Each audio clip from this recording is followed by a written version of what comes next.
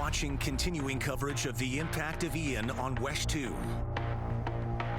The impact of Ian is chilling. We watched live from Chopper 2 just moments ago as the National Guard rescued Orange County residents out of their flooded apartments. With nothing but backpacks in their hands and water up to their knees, rescuers went back and forth in rafts, getting people to safety. Towns all across our state have been reduced to shambles.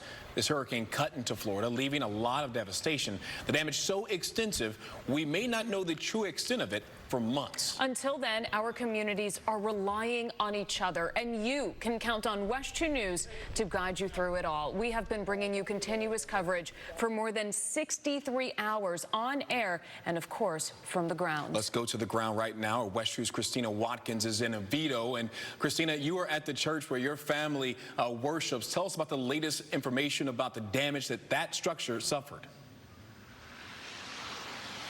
You know, Michelle and Stuart, you all talk about the community relying on one another right now as we look at the aftermath of Ian, and the way sometimes communities can come together is through worship. But right now at Antioch Missionary Baptist Church, the steeple at the top of this building is leaning. It is basically almost off of its base. I know it's getting a little dark outside, but we can zoom in and kind of give you an idea of what is happening right now. This is really heartbreaking to see because this church, which has more than 2,000 members, we are in downtown Oviedo. Antioch has been around since 1875. Granted, this is the newest sanctuary, but this steeple here represents faith. It represents keeping the spirit alive and just trusting that everything is going to be okay. And right now, it is leaning, but it hasn't fallen. I talked to the pastor, and he said his heart sank, and they are getting a crew out here to monitor things and make sure that everything is going to be okay. We're going to continue to monitor this, but right now, Summer and Michelle and Stuart, my apologies, we're going to send it back to you. You know, we actually have a little bit of flexibility as we are waiting on the governor. What's the prognosis on are they going to try to take this down? Or are they going to try to put this back up? What's going to happen? So right now, Pastor Jones told me it's too dangerous right now. They are going to have a crew out here to monitor it, but it's too windy for them to try to get up there and to secure it. So they are going to have a crew out here just kind of monitoring it, keeping an eye on it. I can tell you, since we've been out here, the winds, even though they're not that strong, it's wobbling the steeple already. So they really just want to keep an eye on it. They want to keep people away right now because they don't know if and when this could potentially fall. But these are some of the impacts we're seeing on from this storm, and the pain will continue after this. Guys, I think the governor is ready.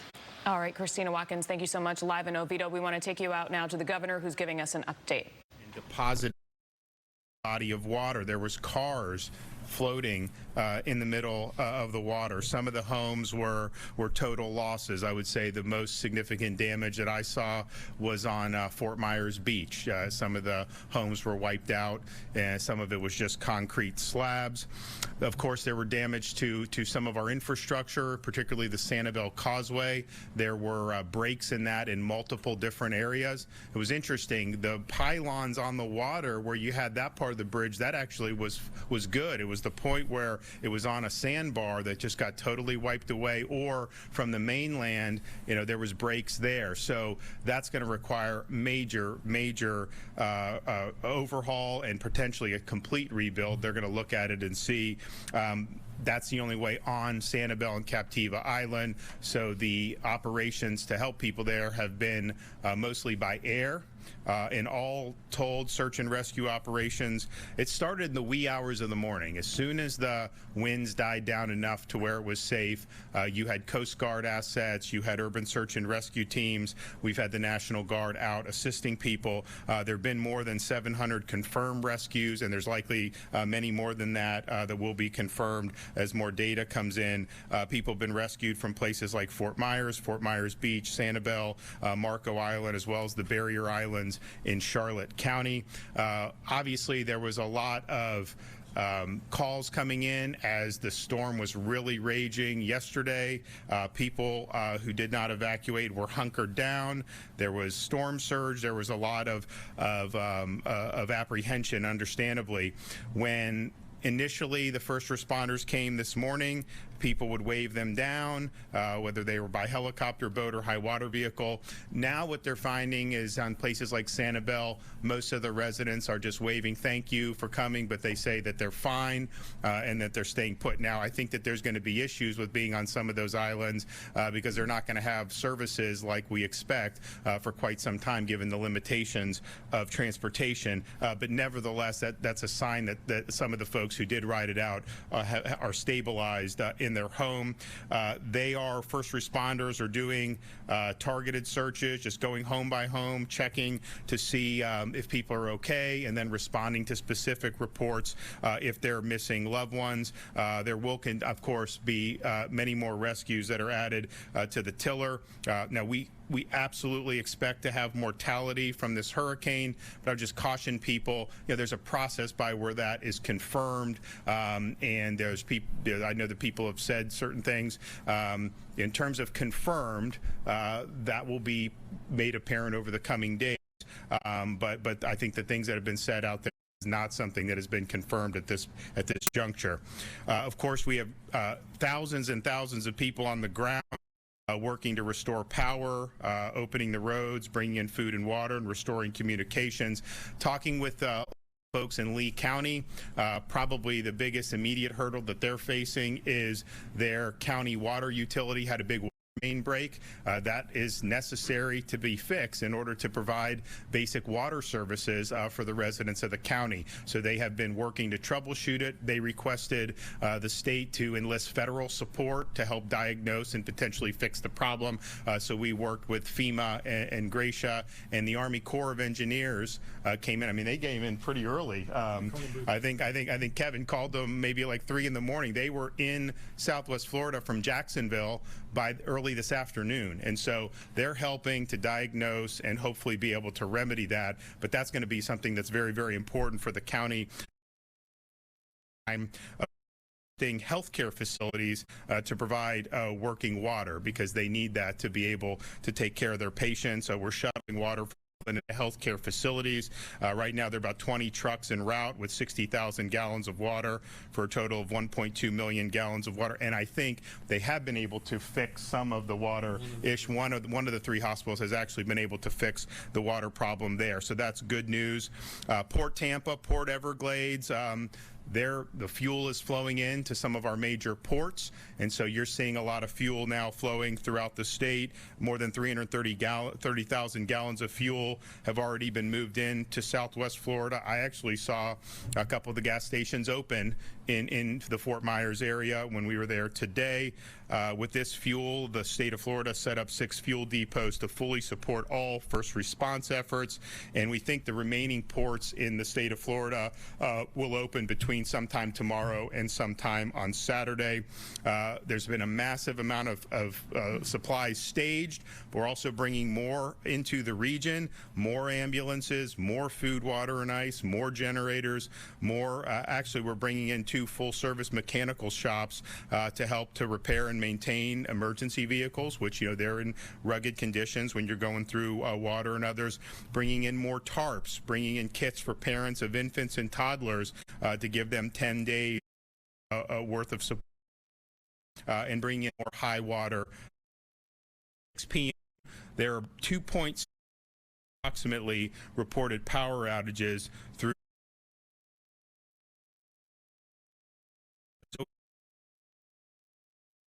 accounts have been restored in Southwest Florida, 28,000 in Lee, 62,000 in Sarasota, 14,000 in Collier, 33,000 in Manatee, 12,000 in Charlotte, and 44,000 in Hillsborough have been restored. Of course, the pre-staging for this was over 42,000 linemen, so they're there on the ground, really in different parts of the state, but particularly in Southwest Florida. When they first got in, of course, they're looking to see damage, how much has been destroyed. And I can tell you, when we were in Charlotte, the reports were generally positive that a lot of that infrastructure had been able to weather the storm. obviously to reconnect the power, but in some areas you may need to rebuild from the ground up. In other areas where the infrastructure maintained integrity, you would be more just trying to rehook everything. So that's a 24/7 process. So if anybody sees some of the utility trucks pulled over somewhere and maybe someone getting rest, understand they're working constant shifts and everyone's on the clock the whole time, and they don't actually ever have a time where people are not working. So we really appreciate that because we understand how important it is for folks to have those basic services. There have, of course, been damages to cell phone towers, particularly in places like Lee County. The telecom companies have brought in, they earmarked 100 cell phone towers being set up, and many of those are being set up in Southwest Florida. I've been able to speak with the CEOs of both AT&T and T-Mobile. While there have been damages, a lot of their infrastructure has weathered the storm fairly well. So while there may need to be repairs, they feel good about getting up service, and I know some people do have service in those areas, and we were able to see that. FDOT had more than 1,200 personnel on the ground, and I'm happy to report the road situation is by and large really good.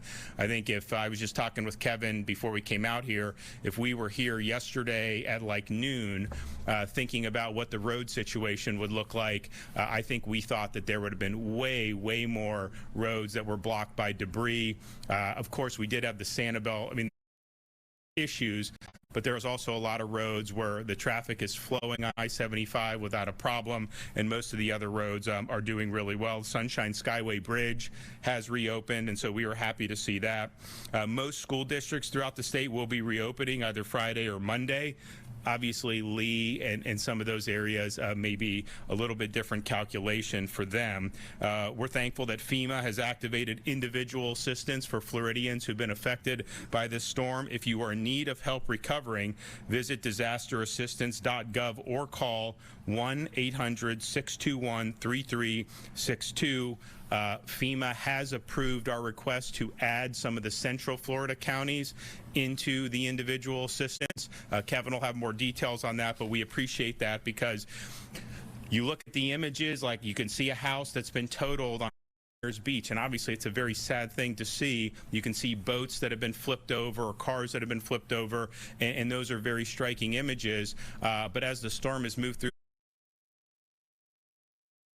historic flooding in parts of Northeast Florida, and so it's important that those folks also have the ability to get assistance if they need it. Over 8,700 people have already registered with FEMA.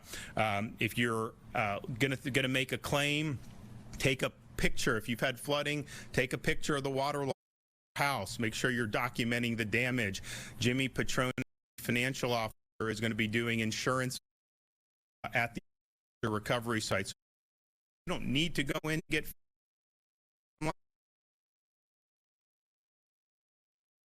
from the different insurance carriers, help people who have NFI flood policy to be able to file those claims and get those claims paid as soon as possible. And we expect that much delay from have committed to provide our first responders involved with sustenance, Culver's, Firehouse, King, Four Rivers Smoke, Oyster Bar, Texas Roadhouse, and we will want to come and also offer assistance for those who are coming in as either first responders or linemen. Buc-ee's is giving away meals and soft drinks. If you stop in their Daytona location, you'll be able to avail yourself of some really good stuff there. We're continuing, as Kevin has said, these first 72 hours are really life safety, and then working to restore the main services, power, fuel, and and there's massive numbers of people on the ground working 24/7 to do that. Too early to need of everybody is going to be, but may end up being displaced from their homes, and the First Lady is spearheading Volunteer Florida to activate the Florida Disaster Fund, where people can donate. And it's much better to donate financially than to send items. And we really appreciate the thought when people want to send water, they want to send these things. But, you know, Florida DEM and others have been contracted for this. So this stuff is there. The best thing you can do if you're going to give a financial contribution, that can go to some of these organizations that are a little bit more nimble with how they help people. You know, FEMA, you know, Gracia will say, you have statutes and you have regulations and you have things. You either qualify for certain types of individual assistance or you don't. They're not able to go outside of what Congress has decreed on that. A private organization, if you have more unique needs that maybe aren't covered by that program, they can meet those needs. And so providing the cash assistance is the best way to do that. If you want to contribute, go to www.floridadisasterfund.org or text disaster to 2. What is it? It's more than.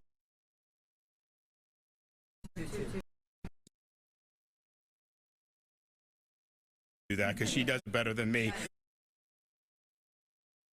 And that I know it's more than that. I'm not a. Do you know you need? All right. For those who want to come here in person, that's a where you can be helpful. And Volunteer Florida has .org volunteer opportunities, and we would certainly individuals that want to give obviously the time and effort. Okay, Kevin Guthrie's here with some additional updates. Thank you, Governor. Thank you, First Lady, for your going out to the area today and doing some on-site assessments. We're entering that phase of the response where we start to really get into what's referred to as indirect deaths. Myself and the governor have been mentioning this now for quite some time. Generator safety, generator safety, generator safety. Now we're going to chainsaw safety, getting on ladders, getting on roofs, watching out for power lines that are mixed inside of trees. People need to be extreme. A chainsaw, if you do not know how to ladder between a cable line, you should leave that to the professionals. Again, as we have significant deaths from disasters that are 100% avoidable, than we do the disaster stuff.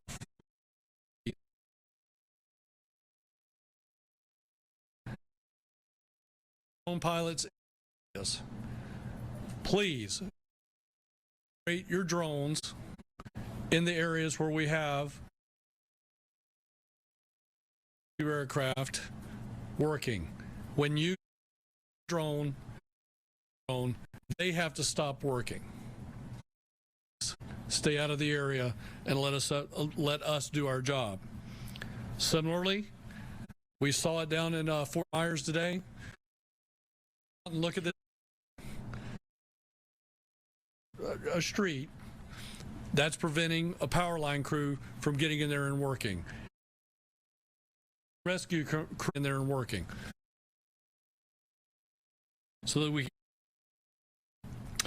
power outages are being. You've been listening and other state leaders are giving updates, and you just heard it right there. Get your drones out of the area where military vehicles are. Of course, everyone wants to get a look at the destruction, but let people do their jobs to help save lives and people that are impacted by the storm. Yeah, the most important thing right now is let law enforcement do their jobs. We need to be in rescue mode right now and recovery mode. So that is the most important takeaway here. We do want to continue to show you what's happening in your neighborhood. We want to go out to Dave McDaniel. Dave, you've been looking in New Smyrna Beach, driving around to different areas. Where have you landed now?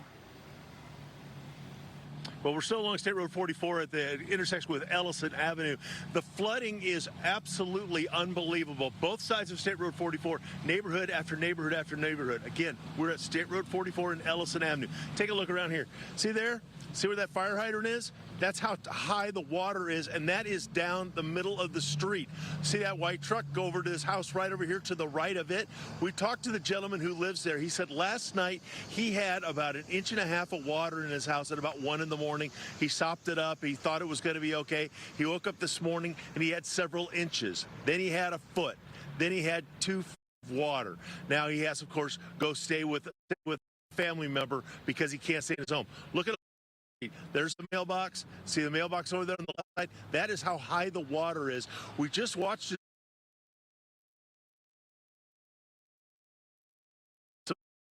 There's another person down there going down. People are coming here trying, and families are in their homes with one or two water, and it is widespread. It is almost every home in this neighborhood has water all around it, and this is not the only one. We showed you earlier a mobile home in an RV that was full of water.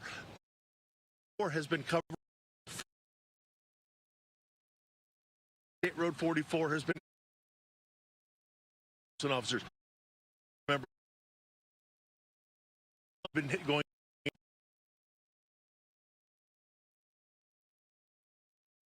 coming up and down State Road 44. The bridge to get to the beach side was actually blocked, saying that they needed the DOT to make sure that that bridge was safe after Ian moved through before they could let anybody else go over the bridge. A few people were allowed through if they had business there or if they lived over there, but they're trying to keep as much traffic as possible from going across that bridge. But again, unprecedented flooding. I talked with a gentleman earlier. He tried to drive through some of the flood water. He got water up the tailpipe of his van. It stalled. Tried to get a tow truck. Of course, in this situation, couldn't get one. Finally, he had a friend come and pick him up and taking him to a place where he can stay as well. I asked him also if he had stayed throughout the storm. He said he had. I asked him if he'd do it again. He said he would not. But this is really just an unbelievable situation. You know, the wind is one thing, but we've been saying throughout the duration of the storm that water was going to be the issue. Initially storm surge and then later flooding, but flooding like this was never really anticipated until the storm came on shore maybe 24 hours ago. That's when the predictions of this massive amount of rain, but this is historic flooding that we'll be talking about after year for generations in Central Florida. Reporting live in New Smyrna Beach, Dave McDaniel, WESH News. Hey, Dave, how has the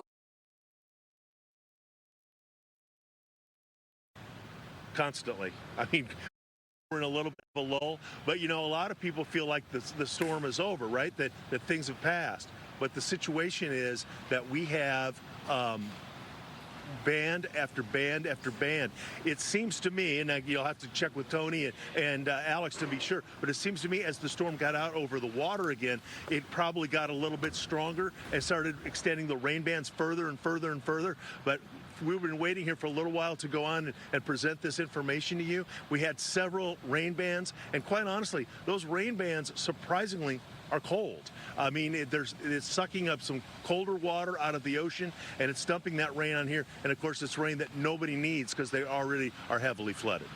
Dave, thanks so much. And to get a check of that forecast, let's go to Chief Meteorologist Tony Manolfi and meteorologist Alex Alisi. And Tony, you've been monitoring the impacts of Ian as it's leaving the Sunshine State, but still wrapping winds and rain around to our coastline. Well, you know, I want to speak to what Dave McDaniel was just talking about. It is a little chilly. It is a little cool out there. And one of the things we've been noticing is the temperatures. They're in the 60s now, and overnight low temperatures tonight will be awfully comfortable. The storm is continuing to crank up. We have hurricane warnings now in the coastal Carolinas there. For us, we're still getting side of our storm, and we still have tropical storm warnings in effect. We next advisory, those will likely go away except along the coast until Elan away from threat diminishing now.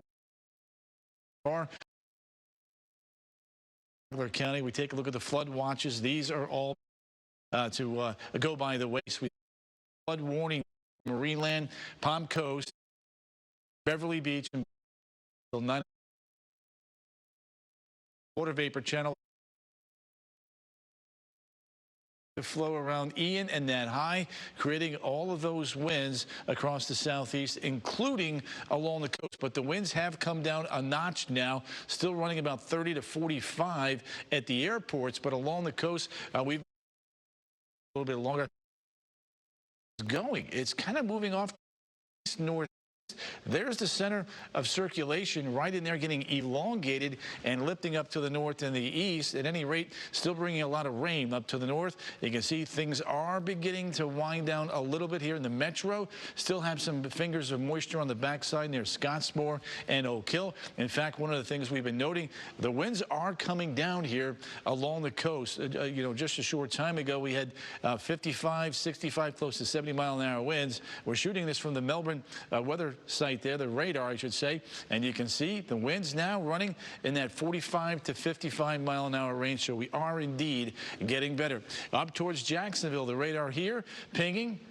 So winds that may be just a little bit higher, right around 50 to 55, but give that another hour or two, and we're going to be in much better shape. Wanted to show you the rain totals over the last 2 days. In this charcoal area, that's 15 to 20 inches of rain. In the metro areas, as we're talking about Rouse Road, anywhere from 10 to 15 inches of rain. Up and down this swath right here, there is considerable flooding. We only hit the tip of the iceberg today with Chopper 2. They were only able to go a short distance because the ceilings were dropping below 1,000 feet. But I wanted to put the September rainfall in perspective. We had 5.39 inches of rain today. In the month of September, 22.42 inches of rain. The monthly normal rainfall, 6.39 inches. More of the same for Sanford. 9.38 inches of rain today, 21 inches plus for the month of September. We normally see 6.2 for the entire month. So we got 1.5 times the normal monthly rainfall in a short period of time. All right, storm surges are up. I'm going to let Alex talk a little bit more about that heading into the evening and going forward. You know, Tony, when we talk about storm surge, you also got to remember this is pushing the ocean waters onto the shore.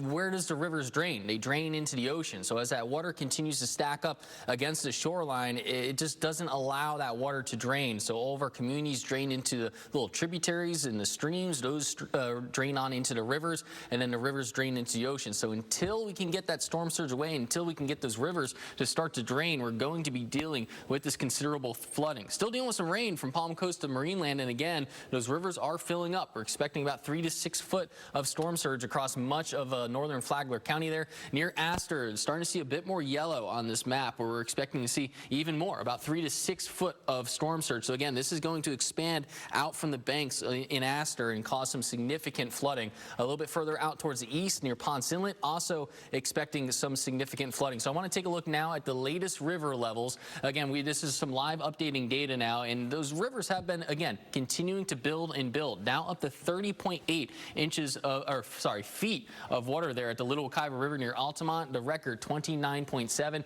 4.41 now at St. John's near Astor. That's expected to rise. Not quite at record yet, but we're going to get very close to it.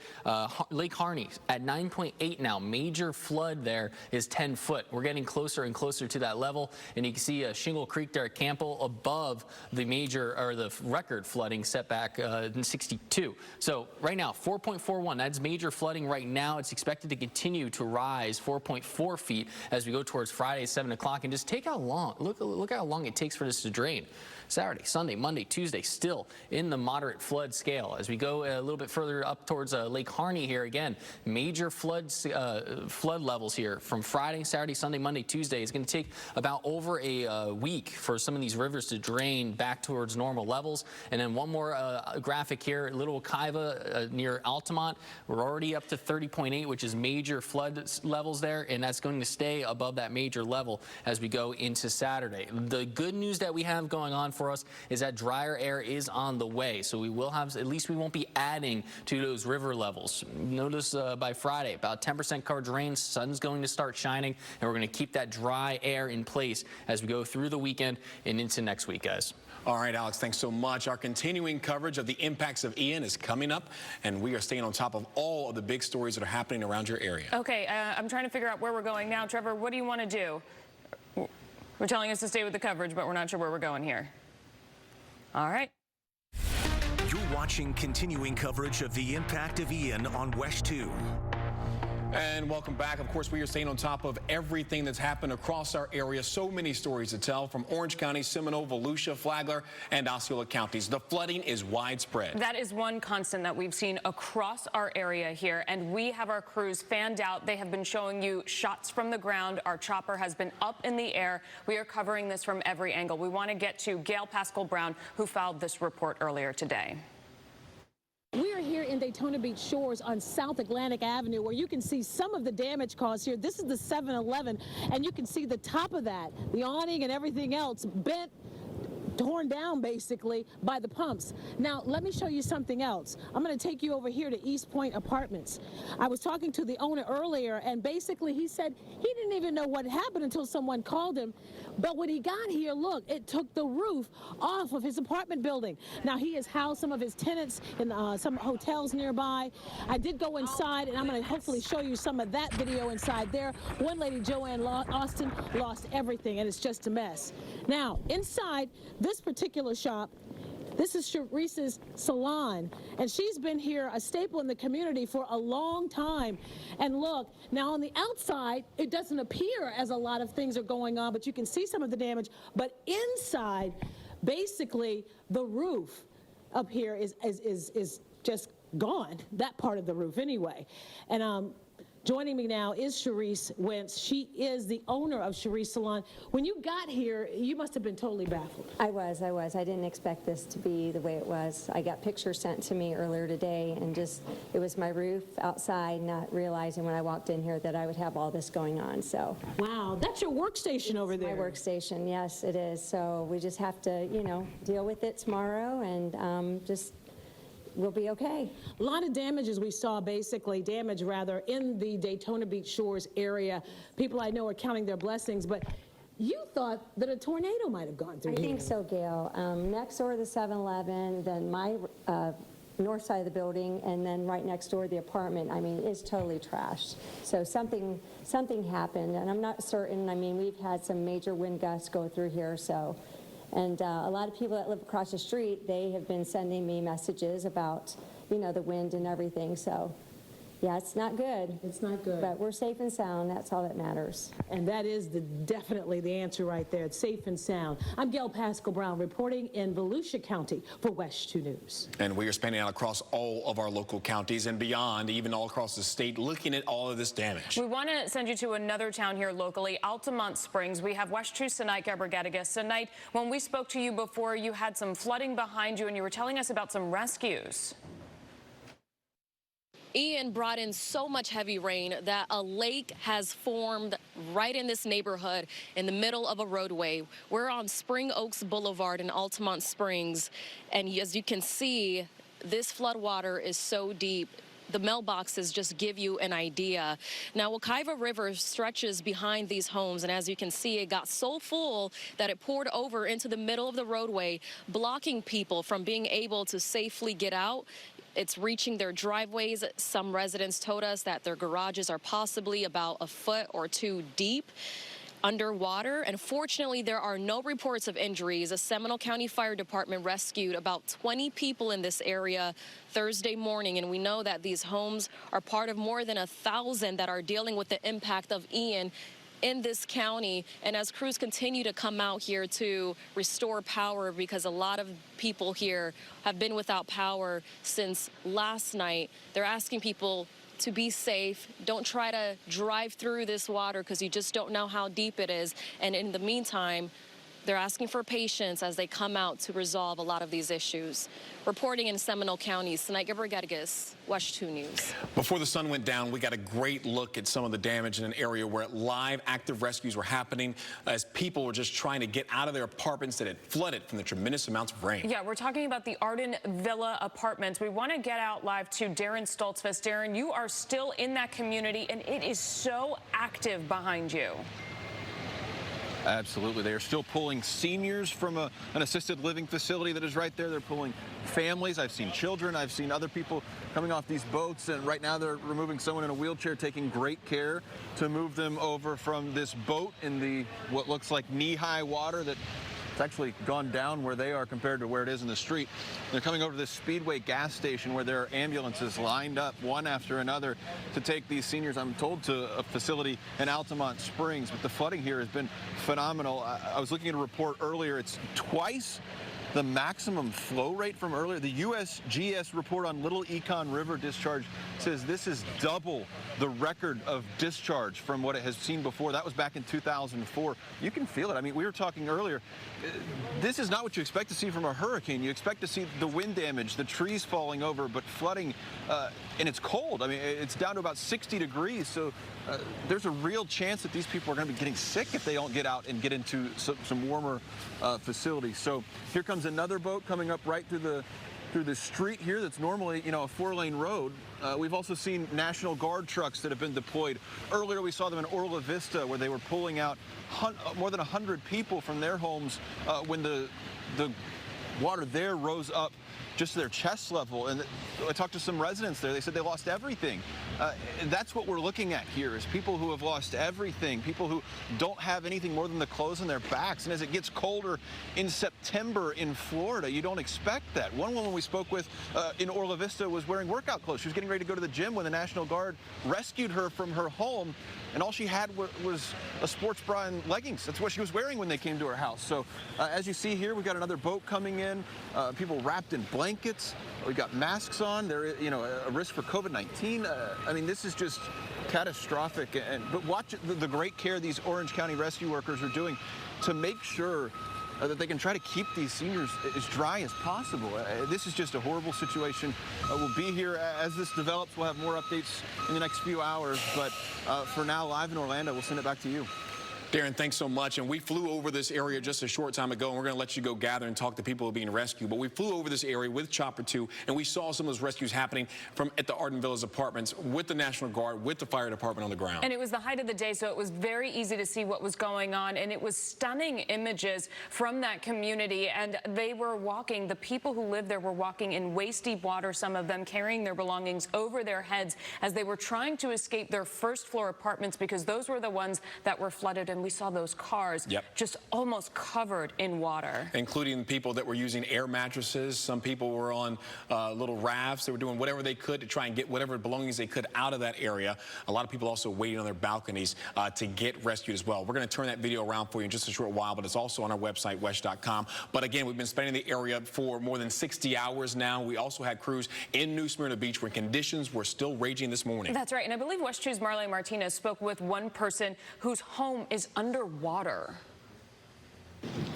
We're standing here along State Road 44, the entrance to New Smyrna Beach, and we have undoubtedly seen historic flooding today. The reason that we're standing right here is because this, as far as we can get, New Smyrna Beach has essentially turned into an island. While the road looks dry right here, very quickly, it turns into this, all the way down 44, and all of the side streets completely submerged underwater, something that you shouldn't and probably couldn't drive through. It's still unclear what all of this flooding means for homes and for businesses, like this plant nursery that you see right there. That truck completely underwater. And right down this road, there are dozens of homes down there. And in fact, right here, Russell, you live at the end of the road. Tell us, what happened to your home? My camper's completely almost underwater. The floor is under the water. My motorcycle's completely underwater. I had to cut myself out of the trees and the carport. Tell us about that. Why did you have to cut yourself out with a chainsaw? The storm knocked the carport down in the middle of the night, and I couldn't get out. So I had to take a chainsaw and cut my way out to get out of there where it's all flooded. It's flooded almost. It's about a foot from a 4-foot cow fence. Is this what you were expecting? No, I wasn't expecting this bad. Not like this. How are you feeling today? And how are you doing? Are you okay? I'm fine. I just didn't expect all this to destroy everything here and all my stuff. And you're not just the only home down there, right? There's kids and adults and everybody down there. There's quite a few people. So what are you going to do now? Guess I just have to wait till the flood goes out, the water goes down, and see what the damage is. So sorry that you're dealing with this. We will absolutely make sure to check in with you in the days and weeks to come, Russell. Stay safe. And that's just one story, an idea of what folks out here in New Smyrna Beach are dealing with. While you can see the water's right here, everywhere that you look, like even on the other side of State Road 44, back towards the road here, you can see all the water down there. You wouldn't even know that there are buildings, except for the fact that towards the end of the road, there are those red mailboxes. And that's what it's looking like here in Volusia County, something that we are going to make sure that we monitor again in the days and weeks to come. In New Smyrna Beach, Marlene Martinez, WESH 2 News. It's going to be impossible to show you damage from every single neighborhood and every single county, but we're going to do our best to show you some of the stuff that you are all talking about and that you need to know about tonight. Yeah, so we have new video tonight. Jim Payne is joining us now. So, Jim, show us some of the mess that Hurricane Ian left behind. Yeah, we want to kind of take you around Central Florida and also show you what's happening in some neighborhoods to our south. I want to start tonight in DeBary. Chris Cummings sent us this video showing flooding on South Dorchester Drive and Cortlandt Boulevard. You can see water rising to the top of vehicles in this area, and they're, kind of using homemade towing equipment to get the job done. You got to do what you got to do. This video was taken in Hardy County.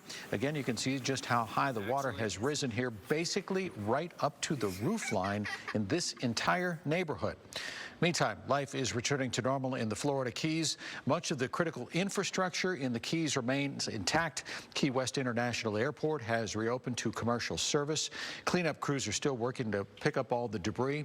And tourists are already taking pictures at the southernmost point in the continental United States, except this time they're not getting blown around and thrashed by super high waves. We want to see what the storm looks like in your neighborhood. Send us your pictures and videos and go ahead and tag us on social media. Back to you guys. All right, Jim, thank you so much. And we do want to take you back out live to where we were just with Darren Stoltzfus. He is at the Arden Villas Apartments. It's some of the most astonishing video that we've had today. And right now, I believe there are still some rescues that are happening. If we could bring that shot up, I think we'll be able to give you a clearer picture of what's going on. Stuart, this was the area that we were just talking about before where we could see it during the day. So this is it. The sun has gone down, but the work has not stopped to save people who were trapped in this building. So what we saw earlier was not only people walking around, holding their belongings, using rafts, using air mattresses, but we also saw people who were on second and third floor balconies. And on those balconies, you could see them talking to rescuers and first responders below. And we saw several times where fire officials were going into the building, coming out with people who were presumably staying in some of these apartments, going door by door to make sure that everybody gets out. They're asking people to wait so that they can get them out, because the dangers of what they may be stepping into or falling into are just unknown for so many people who could be unprepared for what they're walking out to. And that's the message that we keep saying. At this point, you have to wait for the rescuers. I know you want to get out if you've been flooded, but you have to wait because there are so many unknowns with the aftermath of a hurricane, especially this hurricane. You're not only dealing with down trees and down wires, you're dealing with waist-deep floodwater. And as we've been saying, that can be extremely dangerous. So make sure you gather your stuff together. If you're listening to us on your phone or on your weather radio, just make sure that you're getting all your stuff and be patient, because they are going to come and get you. These people are working around the clock. This is a 24-hour-a-day operation right now. They know their job, they know where you are, and they know the hot spots that they really need to focus on, because the flooding is evident. They know that you're in trouble if you're in these places. This is an elite little econ area of East Orange County. We're going to stay on top of this as our crews will remain at that scene.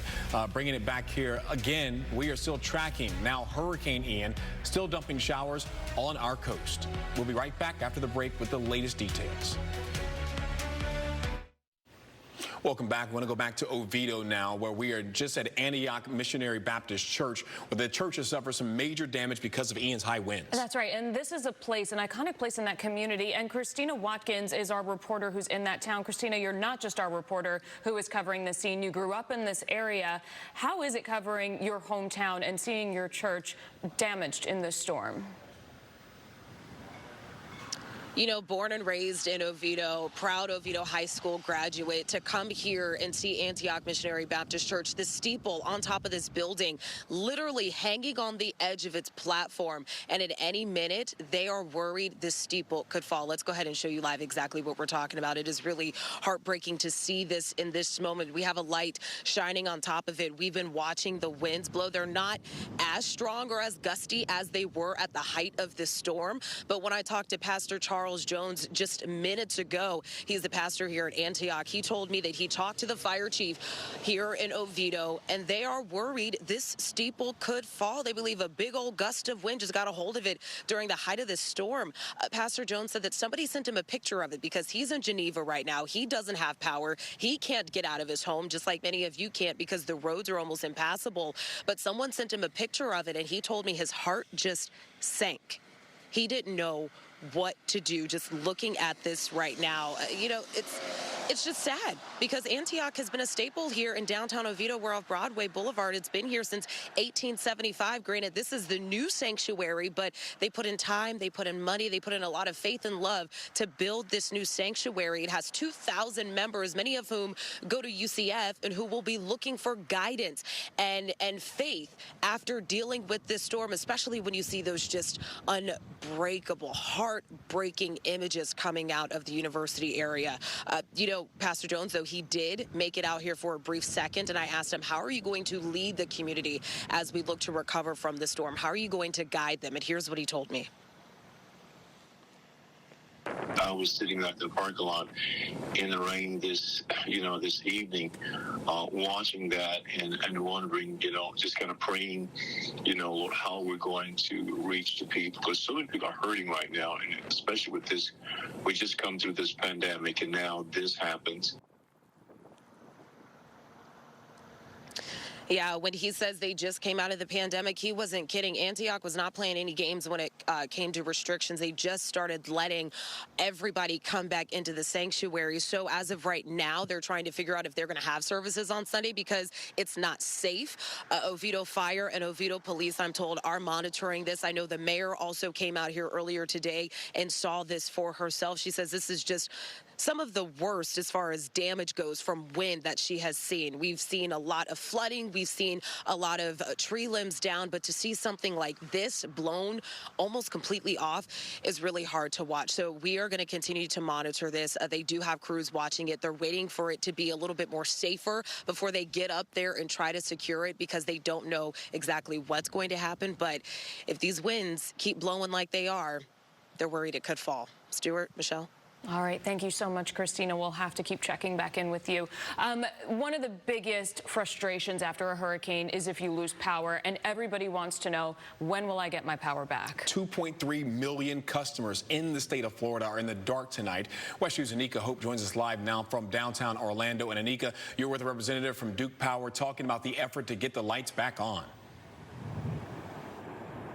Yes, this is Sally Thielen from Duke Energy, and I know I didn't have any power last night. My lights just went back on. Sally, can you tell us a little bit about the efforts to put those lights back on around us? Sure. Obviously we're still dealing with gusts, and when we have winds over 35 miles an hour, we can't raise our buckets in the truck. So certainly that makes it even more challenging. So the bulk of today, as conditions got a little bit better, we were able to get out and begin our damage assessment, which is what we do initially in a storm. We get a good look at where the issues are on our system, and then we'll systematically dispatch our crews out, into those hardest hit areas. As you're aware, there's obviously a lot of flooding in the area, so that's also hampered some of our efforts, to get into some of the neighborhoods and whatnot.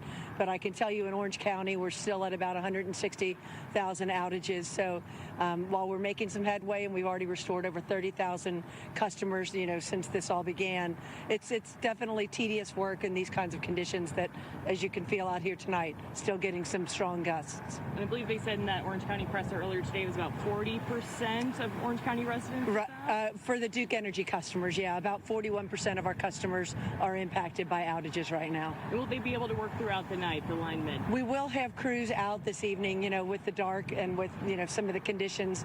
It'll be very challenging, but we also have a number of resources. You've probably heard us talking about all of the out-of-state resources that came in. They're going to be hitting the ground first thing in the morning. I anticipate that we are due to hit the ground and get them out from those staging areas that we have located at Ritchie Brothers, down in Davenport, over at the Villages, near Ocala. So I think ultimately, as we start setting up these base camps and getting even closer into the neighborhoods that are impacted, that work will start picking up pretty quickly in terms of the numbers. Okay, that's really good to hear. What would you tell those folks who still don't have any power on? I know you just mentioned right before we started talking with them that generator safety is something to really pay attention to. It's critical. We want to make sure that everyone stays safe, and even our line crews. So if you're going to use a generator, we want to make sure that you're operating it by the directions to a T, because you can't use it in ways that if you connected it wrong, for example, to try and turn any of the appliances on in your home, you could actually backfeed our lines and thus extremely hurt any of our personnel out there. So it's very important to make sure that you're using it, or at least having it installed or inspected by a licensed electrician, to make sure that you can be safe while you use it, but also keep our crews safe. And first and foremost, we want to thank everyone for their patience. We know that nobody wants to be without electric. We're certainly going to be working as hard as we can and quickly and safely as these conditions get better and better to get out there and get these restorations taken care of. Yeah. Thankfully, we're very glad they're out here doing that for us. Yeah, and that's Sally from Duke Energy. We'll send it back to you guys in the studio.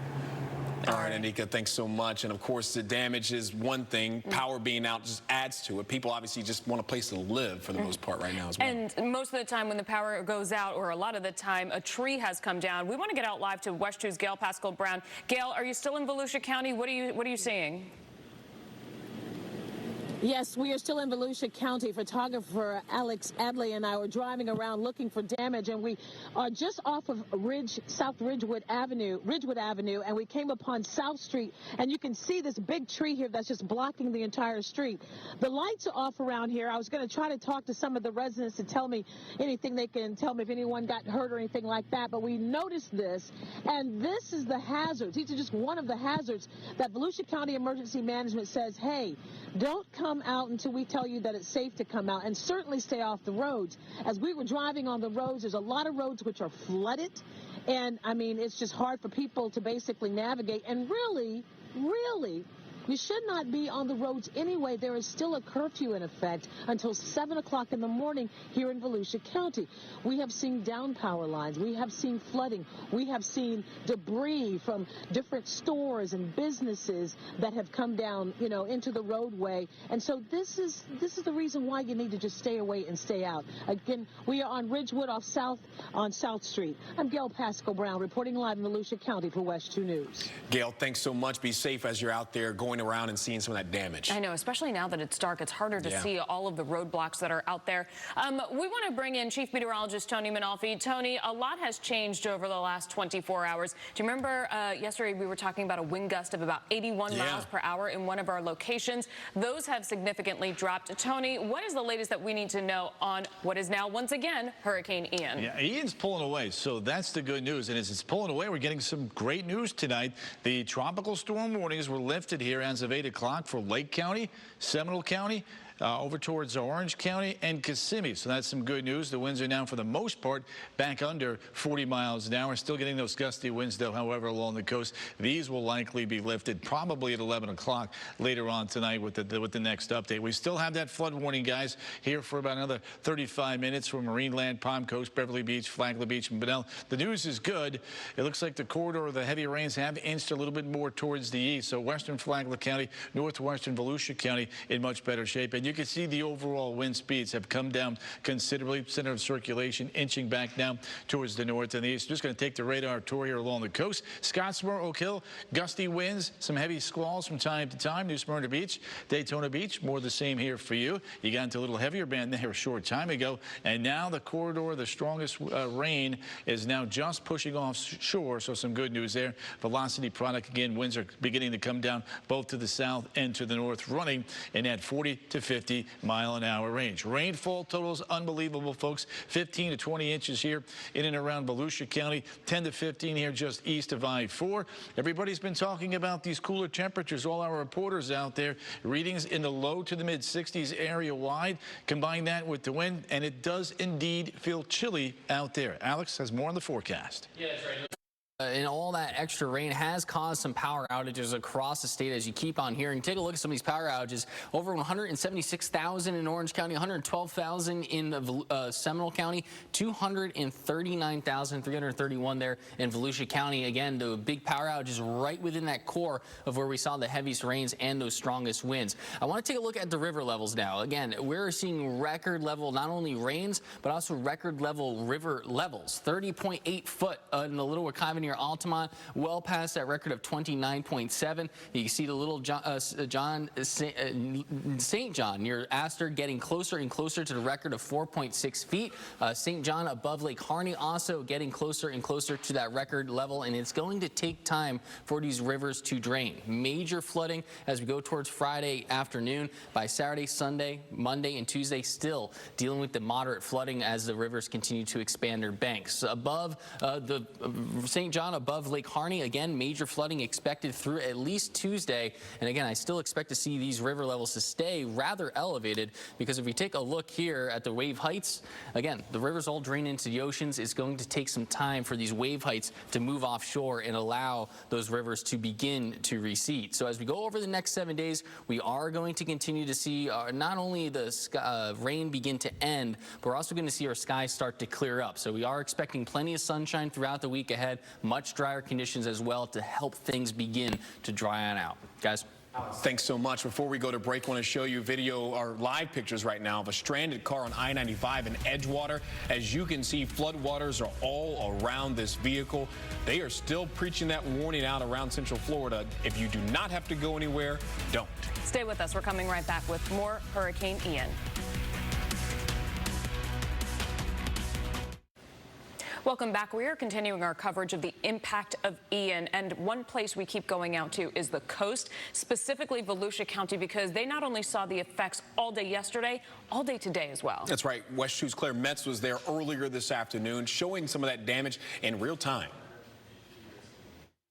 We're in Daytona Beach shores, south of Dunlawton Avenue. We've made our way down to the ocean, and as you can see behind me, that is Sunglow Pier and Krabby Joe's restaurant, a super popular restaurant here in the area with locals and with tourists, and it has taken a significant hit, no doubt about it. It was hit hard during Hurricane Matthew when they lost 180 feet of pier. They had about 900 feet left, and it looks to me like they've lost, oh gosh, I don't know, at least 300, 400, maybe 500 feet in addition. So what you're seeing is the front of the restaurant, and then there's that back deck where folks love to sit outside, and that's what's kind of hanging over the ocean right now as the ocean just pounds underneath it. I saw some pieces of decking moving through the water, so I'm sure it's coming from the pier. But that's a real hit and a real loss to the community, because that is a very precarious situation. It's going to take a while to make repairs there, to stabilize that. Beyond that eating area would have been another little outdoor eating area with picnic tables, and then the gift shop, and then there was a bit of a fishing pier. All of that is gone. So what's just dangling there is that outdoor deck eating area, and a huge loss right there, a very significant hit. And while we're at it, take a look at this ocean. It is angry, it is mean, it is way up. These waves are huge. They have to be, I can't even estimate, but you know, we're talking, I'm sure, no doubt, 10 to 13 at least. So this is a very dangerous ocean right now. Who knows when it'll be calm enough for anybody to come back. Here in Daytona Beach shores, there has been significant loss. We've seen roofs off houses and portions of hotel roofs gone, shopping plazas, windows blown out. A real dangerous situation. And the wind is still blowing, and it's still raining. Probably not raining as hard as it was a bit ago, but the wind hasn't much let up. So this This is still a real storm issue for folks in Volusia County on the mainland and on the beach side. Our curfew is in effect here, a mandatory curfew right now until tomorrow morning. Probably a good thing, so first responders can get around and do what they need to do. In Daytona Beach, they have been doing high water rescues as often as they can, actually using pickup trucks to try and get to people because they just have the one vehicle and it's in use all over the place. So a lot of damage here. We know there's flooding widespread throughout our community, in homes, in businesses, in buildings. This is going to be a real challenge to recover from, and it's going to take some time. We're in Daytona Beach Shores, Volusia County. Claire Metz, WESH 2 News. From the coast to downtown, we want to check in with our crew that was in an area that also saw extensive flooding. This one was butted up against a country club. It was kind of new construction. That's right. We saw a lot of flooding on first floors of a lot of people's homes. WESH 2's Amanda Dukes joins us live from Spring Lake subdivision in downtown Orlando. And Amanda, I want to get the latest on Spring Lake in just a moment. But first, checking in on you. How are you and your family doing? How's Bob doing through this storm? Oh, Stuart, you're so thoughtful to ask. He's great. He's having dinner at some dear friends' home tonight. They're taking care of him since I'm out here, but we're very blessed. We have power and we're doing great. But I'll tell you, my heart is heavy because I'm in a neighborhood where I have quite a few friends who live. This is the Spring Lake subdivision. It is adjacent to the Orlando Country Club, and it also abuts an area that's under heavy construction. We've all heard about the Packing District, that exciting new development on the backside of College Park. Well, that's on the other side of this neighborhood, and unfortunately what happened during the storm last night is the back side of the Spring Lake subdivision had very serious flooding. Let me step aside just so we can show you. This is Magna Court, and normally this is a street that you can drive down, but right now it looks more like a lake or a river. The water has come up over a foot into many homes in some of these cul-de-sacs. Residents here tell me they think anywhere from 12 to 16 homes have up to a foot of water intruding on the first floor. Serious damage. Now, we talked with some homeowners earlier who showed us some cell phone video they took. I think we've got that, so let's go ahead and roll that video. But this is one of the homes on the what's the word I'm looking for? Sorry. A little sleep deprivation. I'm at a loss for my vocabulary. The cul-de-sac. The cul-de-sac at the end of Charter Court. You can see she's walking through the kitchen. There's just water 6 inches to a foot all throughout the house, in the master bedroom. Clearly, all of that is going to have to be ripped out. The family thinks the house is a total loss. They don't think they're going to be able to save it. And hey, guys, be careful. Don't flood that car out. Those are some more friends, the Early family. Luckily, they have a truck, so they can drive out of here. Anyway, I know you're looking at that video. So let's hear from that homeowner and her husband with the house that's flooded out. They were describing to me their reaction. We've never seen anything like this. We have lived here for 7 years, been through several storms, and this is like no other. We have neighbors who have been here for 40 plus years, have never seen anything like it. I'm in a state of shock. I just don't know what to feel and what to think, and you think of your family and you feel helpless. You don't know how to take care of things, and you just worry that you're not going to be able to get back into your home. It's terrible. Yeah, that family really upset. They are blessed. They're fortunate that they have some friends in this neighborhood who are taking them in, their kids, their dogs, lots of offers of help, and they're glad that they're okay. But that's pretty heartbreaking to basically lose your home and a lot of your possessions. Now, the city of Orlando has had some pump trucks out here. There's crews working here right now. They're doing their best to try to get this water out, but it doesn't look like it's going to happen anytime soon. And as I mentioned, some of these homeowners are theorizing, they believe that this extensive flooding is due in part to, or related to, the construction going on in the Packing District, because all of that marshland has been excavated and dug up, and they say they've never had flooding like this before during a hurricane, so they think somehow the two may be related. But right now they're just most concerned about trying to save what they can in their homes and figuring out where they they are going to live temporarily. Live in Orlando, Amanda Dukes, WESH 2 News. Amanda, thanks so much. From downtown Orlando, you're seeing that flooding not there, but everywhere across Central Florida. Yeah, and one of the most active scenes that we've seen today is at the Arden Villa Apartments. This is right near UCF, and Darren Stoltzfus is out there live for us. Darren, it begs the questions, who do you see being rescued right now? Is it a lot of college kids? No, Michelle, we've been moved about 500 yards from where we were earlier, where we had a good view of the boats coming in and the National Guard vehicles. They said that the National Guard was getting kind of discombobulated, a lot of media lights, and they needed to have the scene cleared to come in. But what we saw when we were over there and what we saw on the way over here as people were waiting to get on buses and in ambulances right here, it wasn't just college students, it was families, it was mothers and children and teenagers and seniors coming from an assisted living facility. I just watched more than 10 ambulances jet out of this Speedway gas station and get on University Boulevard, pull a U-turn and head, I believe, to Altamont Springs. So it's heartbreaking. We've seen seniors come out in wheelchairs with just the clothes on their backs. Some of them don't even have shoes on. They're just trying to get these people out of the situation they're in and put them in a safer position, put them in a place where they can be healthier. It's cold outside. It's about 60 degrees. The wind is blowing. There's water everywhere. We've seen people wrapped in blankets. I watched some adults carrying large bags, I guess trying to bring all the clothes they can with them. They just don't want to drop it in the water. They're trying to wade through water that in some places is up to their waist. It's hard to watch, but I love watching the Orange County Fire and Rescue take such great care of these people and take such care to try and make sure they can get these seniors off of those boats without getting them in the water. I've seen seniors in masks. COVID-19 is still a reality, and it's still life-threatening for elderly people, for people in this position. You just don't know what you're up against in something like this. So to answer your question, I was on a long rant there, but it's not just college students. It's people of all ages, and they're coming and coming and coming, and apparently they started these rescues at about 4:30 in the afternoon, and they're halfway. So they still have a long way to go. This is going to be a long night. This is going to be a long process, and there are going to be a lot of people that have a lot of things to deal with for days and months after tonight. Darren, you're a dad to 2 little boys. Seeing people, and you always do sports. You're our sports director. But seeing people and families go through this is not something that you're necessarily accustomed to, and obviously something that they are not accustomed to going through. What's the impact that you're seeing when those people are rescued by those firefighters, and how does it make them feel? Just can you see it on their faces?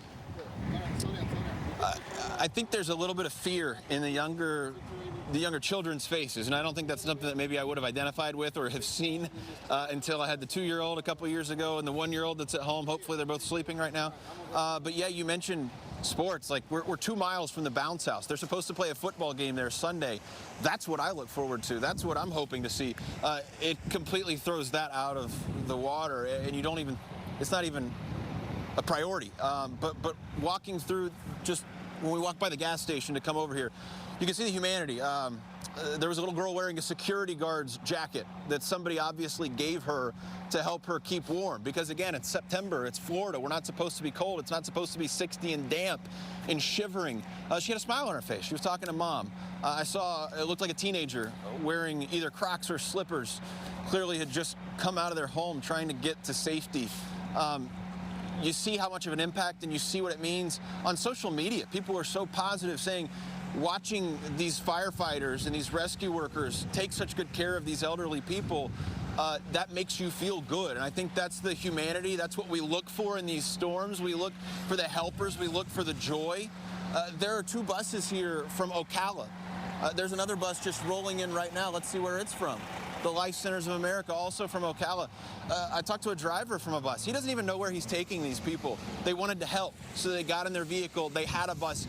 They drove it down here, and they're waiting to be told where to take either people or seniors or wherever they need to go. And that is what stands out to me. That's what's exciting and makes the misery of being out here and knowing not everybody gets to go home to their warm bed or to electricity or to warm water at this point.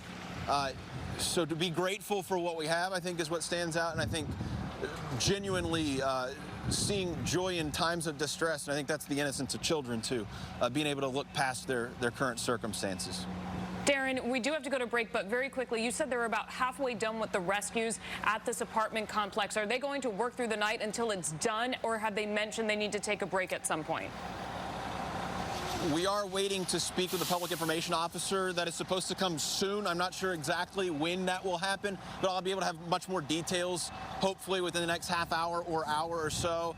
We really don't know. I don't know if they know, to be perfectly honest. We have seen so many National Guard, those giant trucks that we saw earlier at Orla Vista, going through and pulling truckloads of people with guardsmen in the back. I don't know how long it's going to take. And if I know anything about the situation, I'm guessing they will work as long as they have to get through it, if it is through the night. But we'll wait and see and get confirmation on that, hopefully within the next 20 to 30 minutes or so.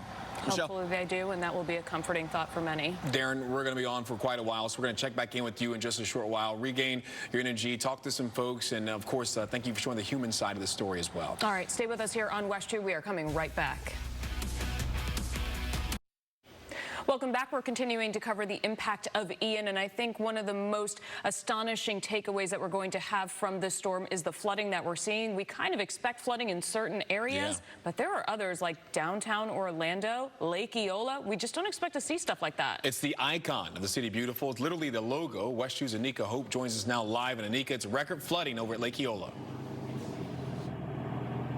Definitely, it's just really shocking to see something that you normally come out and walk and look at, and to see it completely overflowing and spilling. And we'll just show you it right now. It looks maybe a little bit better than earlier. The water is still poured out onto the grass here and onto the sidewalk where you would normally see people strolling around. Even at this time of night, you would see people, and it's kind of a eerie feeling right now. There's just really few people out here, which is a good thing considering how much water there is. But I'll bring you back around here to show you Robinson. This is normally a super busy road. It is completely submerged with water right here. They have cones up to prevent people from going through. Unfortunately, we have seen quite a few cars go through anyway, but it is full of water right here. It is just a bowl of water, really.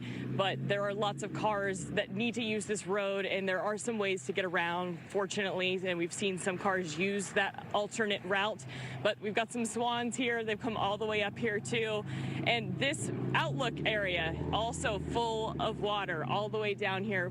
We'll bring you all the way out here so you can see a little bit. And if you saw pictures from the daytime, I think the water was quite a bit further up here, so it might have dried out a tad if you look. But this sidewalk where you normally see runners and people walking with their kids, completely full of water right now. They do have the fountain. It is shut off right now, which you can see there's still lots of water all the way coming up where we're standing here. So certainly not a spot to be, and it is just a shocking thing to see, but not a lot of folks out here tonight. We'll send it back to you guys. All right, Anika, and you know, we just want to chat with you for a minute here. Last night when we were seeing shots of Lake Eola, the fountain was blowing sideways because of all the wind and the rain. It's one of, like Stuart said, the iconic images of Orlando. What about those swan boats? Can you see them? Are they tied up? Are they out there? Or do you think they took them away? What do you see? It does look like they put them away. I don't see them, but I will say it's pretty dark out here right now. It seems like there may be a few less lights, like the band shell, it's not lit up right now. The fountain's not lit up right now, so you can't see quite as much at the moment, and there's just not as many people out with so much light as well. So we don't see those boats right now, just actual swans. That could have become a Florida Man type story had those swan boats been left out there for an extended period of time. Yeah, and if they started floating elsewhere. Yes. Anika, you've been working hard. Thanks so much for your live reporting. And of course, stay safe out there next to Lake Eola at record flood levels. I want to talk now about your forecast because the storm is finally pulling away. We are, though, seeing a couple of random showers along our coastline, but things have calmed down mostly across Central Florida. Okay, let's get over to our team of meteorologists. Alex Alisi, we'll get to you in just a second. We'll start with Chief Meteorologist Tony Manolfi. Tony, what are the concerns that we are still seeing right now? Well, the concerns that we're still seeing right now, we got a little bit of rough weather along the coast. That's because Ian is still nearby with winds of 75 miles an hour. So we'll watch that. The good news here, again, if you missed it here at the top of the 8 o'clock hour, we have dropped those tropical storm warnings now through the interior for Lake, Seminole, Orange, and Osceola County. So the winds are beginning to subside. Still a little gusty, though, along the coast. We think that with the 11 o'clock advisory, we will more than likely begin to drop those advisories as well, especially in Brevard County. Could linger it just a little bit up towards Flagler County. So we'll continue to watch that going forward. Bottom line, though, is that a lot of the energy with Ian is lifted up towards the north and the east. Still got some concerns here for flooding. The flood warning does remain in effect now until 9 o'clock. Rains here up and down the coast of Flagler, Volusia County. A couple stragglers with the showers here building back towards the interior, but you can clearly see where the spin is, and that is right about in here, and it's lifting up towards the north-northeast. That will head back towards the Carolinas, where hurricane warnings are up for South Carolina.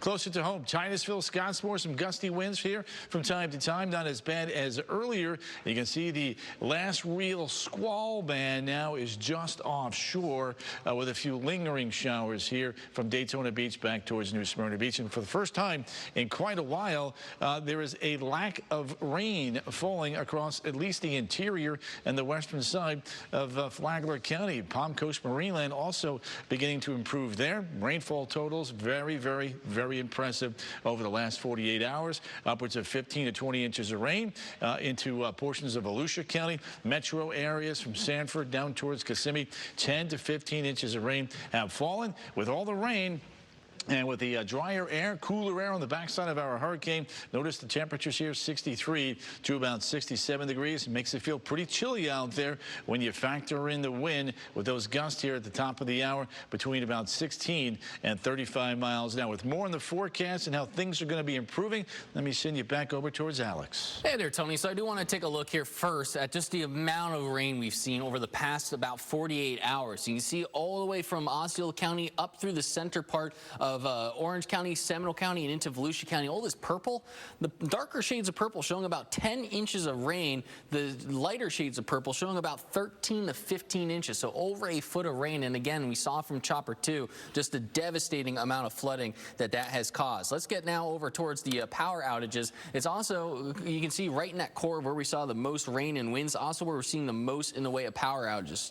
235,730 people without power in Volusia County, 112,000 out without power in Seminole County, 171,000 there out in Orange County. So again, lots of power outages. We're going to have to be patient as those crews work to restore power. All that rain needs somewhere to go, and unfortunately, it's getting into the rivers and is really just beginning to rise in those banks. Currently, 30.8 feet of river level there at the Little Wekiva River near Altamont, 4.35, close to record river levels there at the St. John's near Astor, close to record level as well. St. John's above the Lake Harney gauge there, and then record levels there, Shingle Creek at Campbell. Again, Shingle Creek should lower a little bit faster than the rivers. And when we take a look at the river forecast here, we're going to see major flooding as we go through Friday. By Saturday, near Astor, it's going to start to go down, but not enough to get back down to normal. We're going to be seeing moderate flooding through at least Tuesday. I expect to see it even past Tuesday and into most of next week. The St. John River above Lake Harney, major flooding stage from Friday all the way down through at least Tuesday. You notice it starts to plateau out here. It's 10.7, 10.8, 10.8, 10.7 as we go towards Tuesday. It's going to take some time for that river to drain. And finally, over to the Little Wekiva River near Altamont, major flooding. This is going to cause some very big concerns around the 434, 436 area neighborhoods around there, where we're going to be seeing, again, plenty of flooding as those rivers try to drain. Not a lot of place for those rivers to drain, especially there in Flagler County as the ocean continues to push up on shore. Storm surge warning still in effect from Marineland down through Palm Coast and down through Flagler Beach. As we take a look at the next 7 days, again, there is some light at the end of the tunnel here. We're going to be dealing with drier weather on the backside of this hurricane, not expecting big thunderstorms as we go through the into the weekend here. Only 10% coverage of rain for both Saturday and Sunday. So finally, we'll see some more sunshine and we'll begin to dry out so we can assess that damage and start to recover. Guys? All right. Thank you so much, Alex. And I know we've been showing you a lot of video from around our area here in Central Florida, but we absolutely cannot ignore the devastation in Southwest Florida. Hurricane Ian came ashore as a Category 4 storm. This is a look at what Fort Myers Beach looks like. There's no word aside from destroyed that would be fitting. This is what they call their Times Square area here, and most structures have been damaged, if not flattened. Floodwaters and storm surge was up to 15 feet in some areas. Lee County officials reporting hundreds of calls to 911 begging for help. And Stu, many of these neighborhoods are just unrecognizable, not just to us, people who are unfamiliar with it, but to the people who live there. They can't make heads or tails of what they have there. Also, officials are saying we're not going to know the true vastness of the damage for weeks to come. Listen to what President Biden had to say. This could be the deadliest hurricane in Florida's history. The numbers are still unclear, but we're hearing early reports of what may be substantial loss of life. We also want to show you a little bit of a time-lapse video from the storm surge. So look at this. You can see the street. Pay attention to the street on the right and also part of the street on the left there. You can see the water just rushing in and rushing down the road. This was reported in this area to have reached 12 feet of storm surge. This video is just over an hour and a half. This was taken yesterday morning, Wednesday morning. And the only reason this video ended was because the camera lost connection. It's crazy to think about the amount of water and how fast that water was moving, but this was the fear that many meteorologists were talking about ahead of this storm's landfall. We also have some pictures out of Port Charlotte where this was a gas station. There's no shingles left.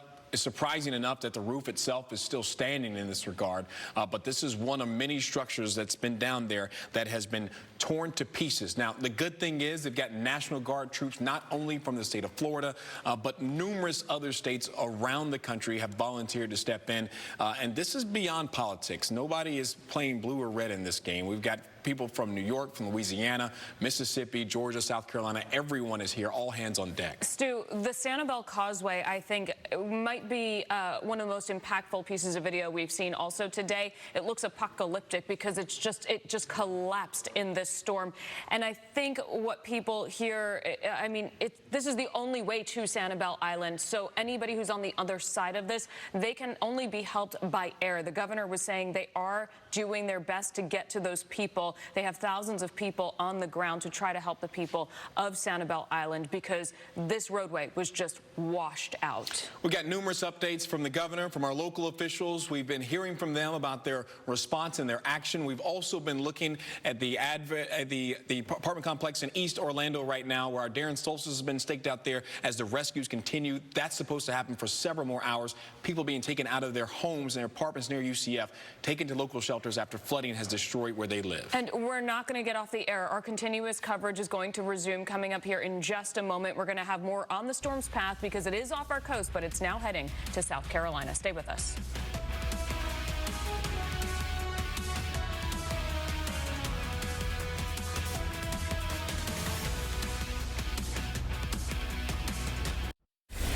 You're watching continuing coverage of the impact of Ian on WESH 2.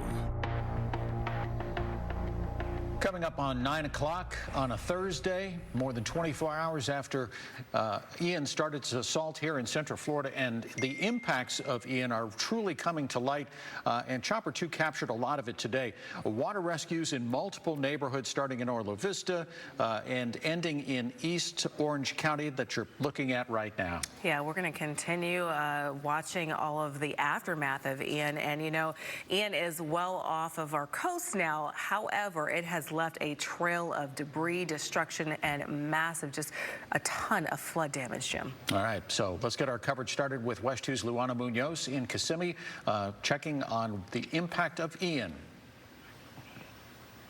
Hey, good evening, Summer and Jim.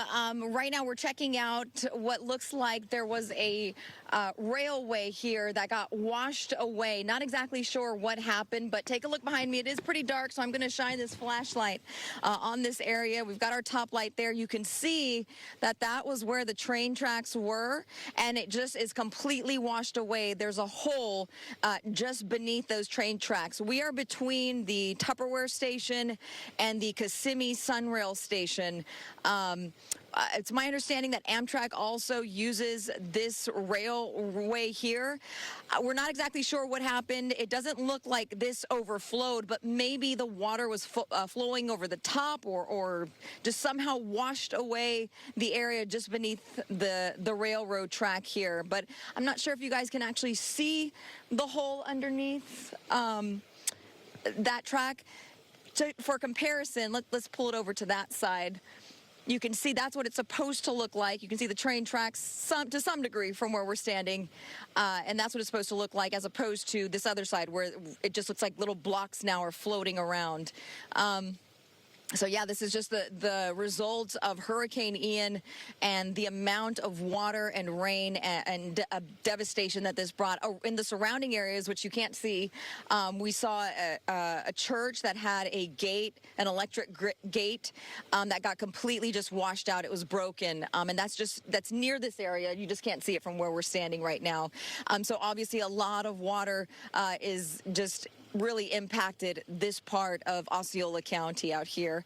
Once again, we're in Osceola County. This is a Sunrail station, and that got a portion of the track here that got washed away, and you can see it there, those blocks just kind of dangling just beneath the area where the railroad track is supposed to be.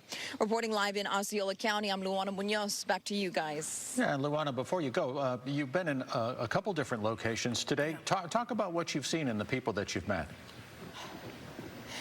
You know, it's been pretty devastating. Jim, Summer, we've seen the elderly community that was, I'm drawing a blank now. I forgot the name of that village out there. Good Samaritan Village. That was covered with water, and there was a lot of rescue crews. The Florida National Guard went out to that area, rescued 50 people. They do believe some 300 are still inside of there, but they could only take out the ones that were willing to go, and they're concerned for those residents because they say that water is just going to rise even more.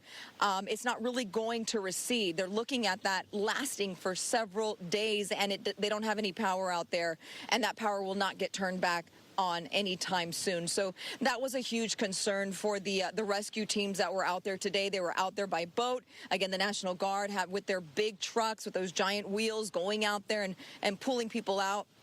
Another family that we saw as we were looking for areas to cover, we came across one home where water got inside of the home up to 2 or maybe 3 feet high. Some of the video that the family had shown me, you could just see the items in their home just floating around. It was so sad, but in the midst of all that devastation, because that's your home and you've just, it's gotten ruined now. In the midst of all that, I saw a neighbor on the corner who her home was up higher. She was delivering food to that family, those friends of hers in the neighborhood. And that's the beauty that we see in moments like this. That is the human side, the human element of a horrific hurricane like Ian that has washed away communities and created so much devastation. Now is when we see our rescue teams, who they do this on a daily basis. They go out and they do all sorts of things like this. But when it comes to big events, this is when we really see their efforts coming out. This is when we really see neighbors helping neighbors. And that's truly what we have been witnessing all throughout our broadcasts and all throughout every location that we've gone to. We've seen neighbors coming out and trying to support one another, bringing them food, giving them support, trying to provide them with a place to stay. The community here in Osceola County was able to take anyone who didn't have a friend or family to stay with 2 shelters that were nearby to take care of those residents. So, again, this is unfortunate situations where we're seeing things that are falling apart, but we can rebuild, and that's the beauty of it. Back to you guys. And that's what we do here in Central Florida. Luana, thanks. Yeah, so Luana covering Osceola County for us. Now we want to get over to Volusia County. Dave McDaniel has actually been trying to get to New Smyrna Beach all day. He has finally made it. And, you know, Volusia County, Dave, in some parts, 20 inches of rain in just the last 48 hours. Yeah, we've been coming to you regularly along State Road 44 all afternoon, and this is just one of the many flooded neighborhoods along State Road 44. And Luana was talking about neighbors helping neighbors. How about a total stranger helping total strangers? And a paddleboard is in play, and I'll explain. the folks who were stuck back in the house here, they had a member of their family who had a little bit of mobility issue. So her brother from California, because he had internet, put on Facebook, I have family that needs to be rescued in New Smyrna Beach in their flooded home. Well, a guy named Austin Graham said, I can do that. I'm former National Guard. So he just brought his paddleboard and he went back in this neighborhood and he went to get his car so he could pick these folks up. But here they are. And your name again is? Tasha. Tasha, your last name? Tasha Smith. How remarkable is this? Oh, it was great. He's a lifesaver. We wouldn't have been able to do this without him. What was your situation back there?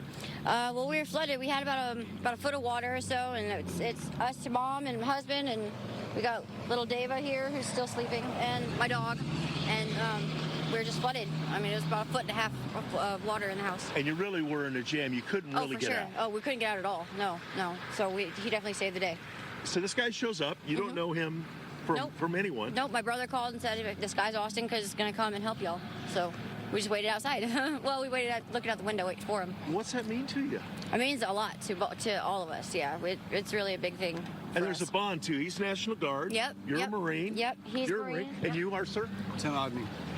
What did you think when he shows up? Man, brothers in arms looking out for each other. Yep. That's what I thought. People bonding together, coming together. It's a beautiful thing. Yep. Did you feel like you were stuck back there? Oh, yes, sir. Oh, yes, sir. Definitely stuck. I thought we'd be there for God knows how long. And now he's up the road. He had car trouble. We gave him jumper cables. Yep. Yes, He's going to get a jump and come back, pick you up and take you to shelter. Yes, sir. Oh my goodness! And if he gets back here, we can help everybody else out. Most definitely. And young lady, Yes, sir. and you are. I am Mom. I'm the mother. And mom. Mom is Does Colleen. mom have a name? Colleen Smith. What did this mean for you? Well, I'm scared. This is scary. And to have a total stranger rescue us is remarkable because we'd still be in the house. Yes. And you just you're waiting. You're going to get into shelter and get warmed up because it's kind of chilly, isn't it? Yeah, we got a baby. It's wet. It's definitely chilly. A wet baby. And is now waking up and hungry. So we need help. All right, awesome. Well, I mean, and that's just a beautiful thing, a social media post from a gentleman in California, relative of these folks, brings Austin Graham to help all of them out. And I talked to Austin before he ran up the road with the jumper cables to get that car going again. I said, so, why? And he said, I knew I could do it. And he said, and there's probably other people who need help. And he said he's going to keep doing it. It's a beautiful thing, you guys. And Dave, you've been covering news in Central Florida for a long time, and you know this kind of thing happens regularly because that's kind of in our DNA. Well, it is. So while we were talking to Austin and these folks were here clearly looking drenched, a random pickup comes up and the guy yells out, do you need towels? And they go, yeah, we need towels. So he tossed a couple of towels out the window and they've wrapped up in those. I mean, it is a team effort and we are all in this together. And Dave, I have a question for you. I mean, we're watching this for the first time as you're interviewing all these people throughout the day. But even right now, you've got a mom in front of you. She's got her baby on her in the front, a dog on the back, and her family beside her. And they're talking to us on camera, but it's really stunning. And I just wonder, do you think the reality of this has set in for them and the other people that you spoke with throughout the day today? Well, I think the reality of it is setting in, but I got to tell you, so this is how it unfolded. We were out here talking to other neighbors who were flooded out. This guy comes blazing by with this paddleboard, and he says, hey, if the cops come, tell them that there's people back here that need to be rescued, and he just goes off in his paddleboard. And then it wasn't a few minutes later, we're working on our other items, and here he comes paddleboarding out, and he's got this whole family in tow on the paddleboard, coming up through like 2-3 feet of water. I mean, it kind of unfolded very organically, and that's what makes it so beautiful. Yeah, do what you can with what you have and get things done, and that's what happened right there. Absolutely amazing. That's absolutely. Yeah. That's absolutely right. And so I think now we're going to see if we can't grab our vehicle, go up the road where Austin is. If he hasn't been able to find anybody to help him, I think we're going to go up, give him a jump start so he can get back here and pick these folks up. Yeah. Absolutely. Sounds like a plan. There you go. Return the favor. Good work, Dave. Appreciate that. That's awesome. All right. All right, and we're going to continue our Impact of Ian coverage as soon as we come back from this quick break. Stay with us. Welcome back to our continuous coverage of the impact of Ian. Jim, we've been all over Central Florida, and our coverage is now taking us to Winter Springs. There's been a day of rescue in the works. Oh, absolutely. Christina Watkins is there for us. And Christina, you grew up not too far away from this area, so you're pretty familiar with what's going on here in this particular area.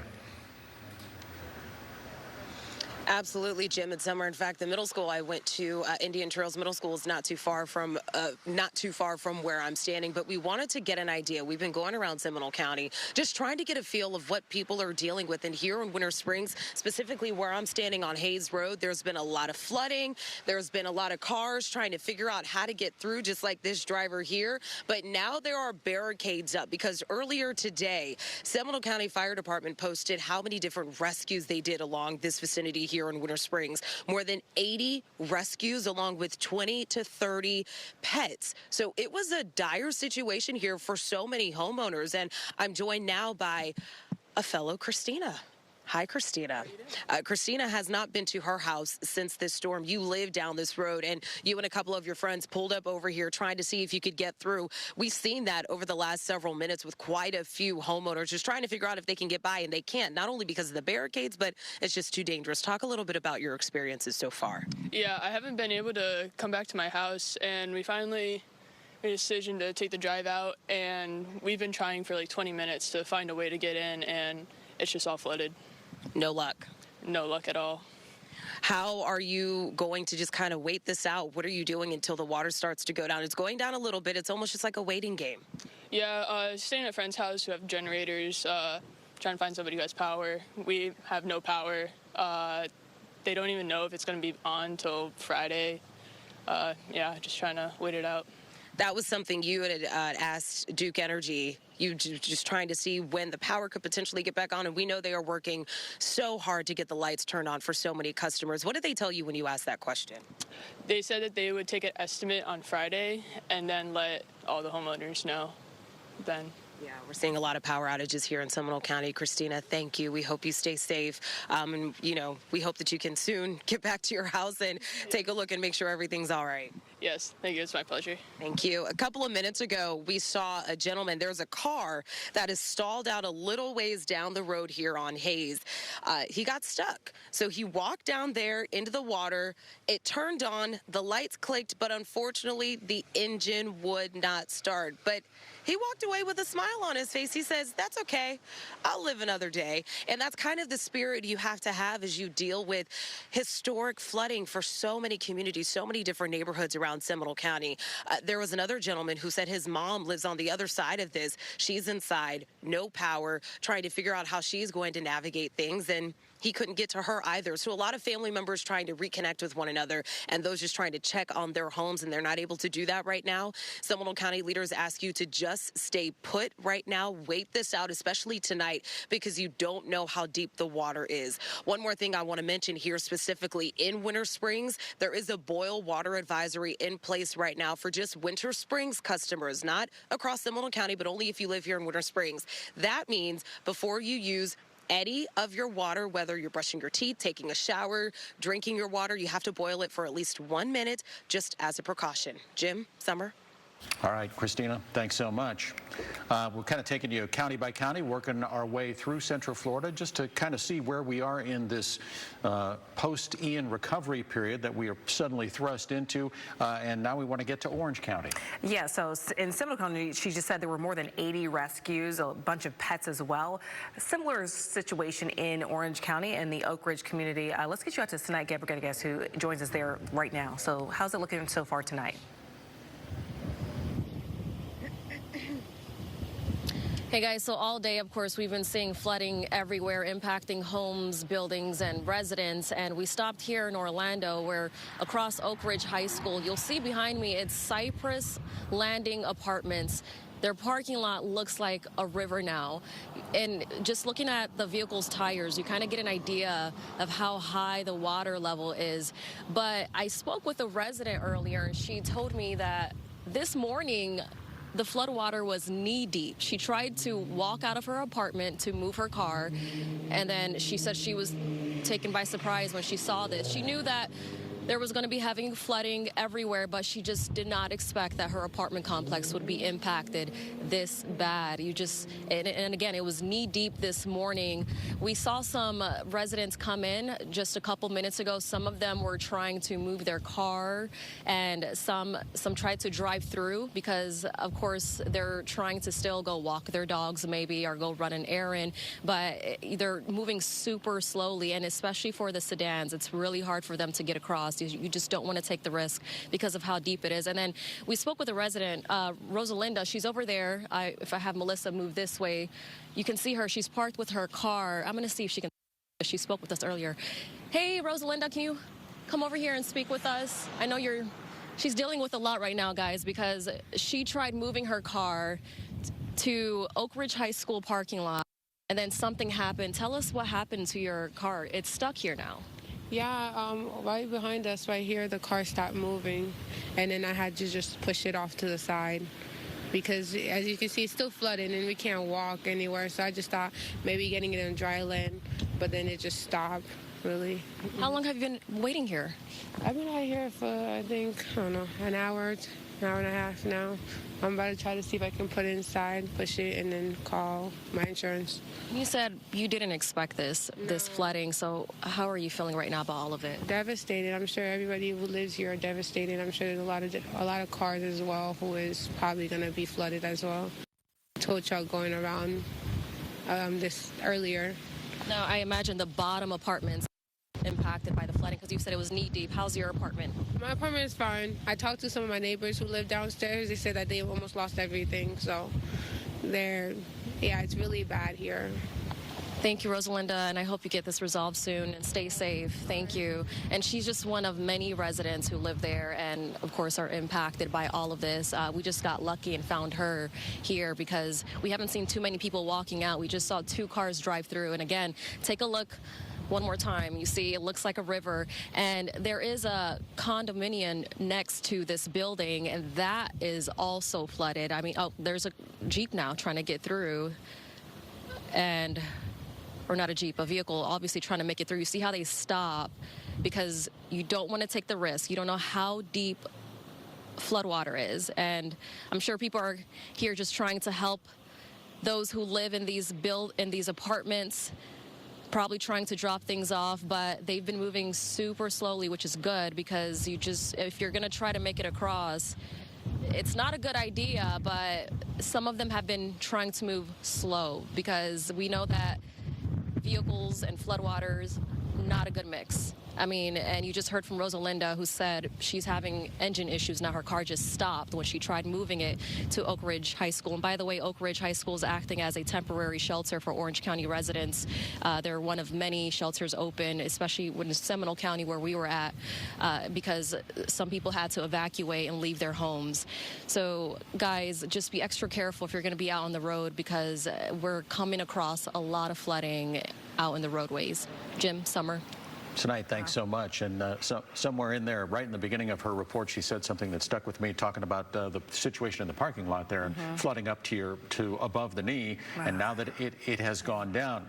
And I flash back to when we were sitting here this afternoon watching chopper video from the Econ River, and we could see a water line on a house, but it had gone down. Yeah. So there is some receding taking place, and it's hard to say if it's like true flooding or more of a drainage problem that will probably go away more quickly. Right. So there is, there's hope that some of this stuff could go away pretty quickly. And I got a little bit more hope and good news for you. Breaking news tonight, Orlando International Airport is saying that they are going to try to resume their commercial flights starting tomorrow at noon, which is good news, right? Well, so they've been inspecting the entire airport facility, and they only found minor damage, so they are going to try for noon tomorrow. They're still removing a significant amount of water, though. Travelers, they're asking you not to arrive before 10 o'clock, though, so they're going to resume at noon, but they don't want you to get there before 10 o'clock because they are still trying to prepare for the return of all the passengers. So please just keep that in mind. But again, some good news tonight. OIA is resuming flights tomorrow. Yeah, that is a good return to normal life in Central Florida. Yes, how about that? All right, let's talk about this weather situation. And I think we're pretty much sick and tired of Ian and would like to see it go away. Tony? I think that's a yes. She's so tired, Jim. As are most of us here, both in the studio and you folks out there that are tired of dealing with this storm. There's Ian pulling away, so we're saying bye-bye, Ian. Some lingering effects tonight, but things are going to be winding down here over the next couple hours. Some good news. Again, we dropped the tropical storm warnings to the interior. Still have them along the coast. I feel pretty confident that we'll drop at least Brevard County, may linger, Flagler and Volusia County. It's going to be a borderline call there. We'll keep you posted on that. Tonight, watching the flooding from Flagler to northern Volusia County as some of the back edge of the moisture there is dropping southward behind the southwest side, the backside of Ian. Flood watches remain in effect through tomorrow morning. The good news, though, the flood warning has expired here into Flagler County. Now, the reason why we've had so much wind last night and this morning is the combination of Ian and the high just funneling in the air together at the same time. Flow around low pressure is counterclockwise, and flow around high pressure is clockwise. So we funnel in the air, and we've had some strong winds last night and today, over 80 miles an hour in some of our coastal communities. Tonight, however, the winds are slacking on off. You can hear the wind in some of the reporters out there tonight, but nothing like earlier in the day. Center of circulation up in here, pulling off towards the north and the east. Still some smattering of showers here coming through Seminole County, eastern Orange County. Some squally winds there as they move on through farther to the north, New Smyrna Beach, Oak Hill. A little heavier band has set up shop here for the time being, but you notice at the very, very end, starting to pull away from the coastline, at least in Flagler County. We'll have to wait and see if that's just temporary or if it kind of builds back in as Ian moves farther to the north. The other thing we want to talk about are the rainfall totals within this swath. This is where we've had considerable flooding due to anywhere from 10 to 15 inches of rain here in Seminole, Orange, and northwestern Osceola County, and even heavier amounts up there up towards Volusia County. That rain is having a serious impact on our river levels. With more on that, here's Alex. Yeah, Tony, when these river levels are updating about every 5 minutes or so, and you can see we are already above record stages with these river levels. 30.8 feet there at near Altamont, record 29.7, getting closer and closer to St. John's at Astor, 4.45 feet right now. The current river level stage getting closer to that record of 4.6. Significant flooding at St. John's above Lake Harney, 9.95, getting closer and closer to the major flood stage of 10 feet. Remember, the record is 11.1, and then of course we were watching the Shingle Creek at Campbell, 63.1 feet right now, above that record of 62.3. So as we go over the next few days, it's going to take time for these rivers to drain. Astor, the current forecast is actually looking, well, I don't want to say good, because this is still some very significant flooding, but notice we're going to go from the major flooding stage on Friday back down to moderate flood stage as we go towards Saturday, and that's about where it stays as we go through the week ahead. Drier weather is on the way, though. We'll have another update in minutes. Guys? All right. Appreciate it. Like to see that. Like to see things moving away. That's the way we like to. All right. Stay with us. We have more on the impact of Ian when we come back.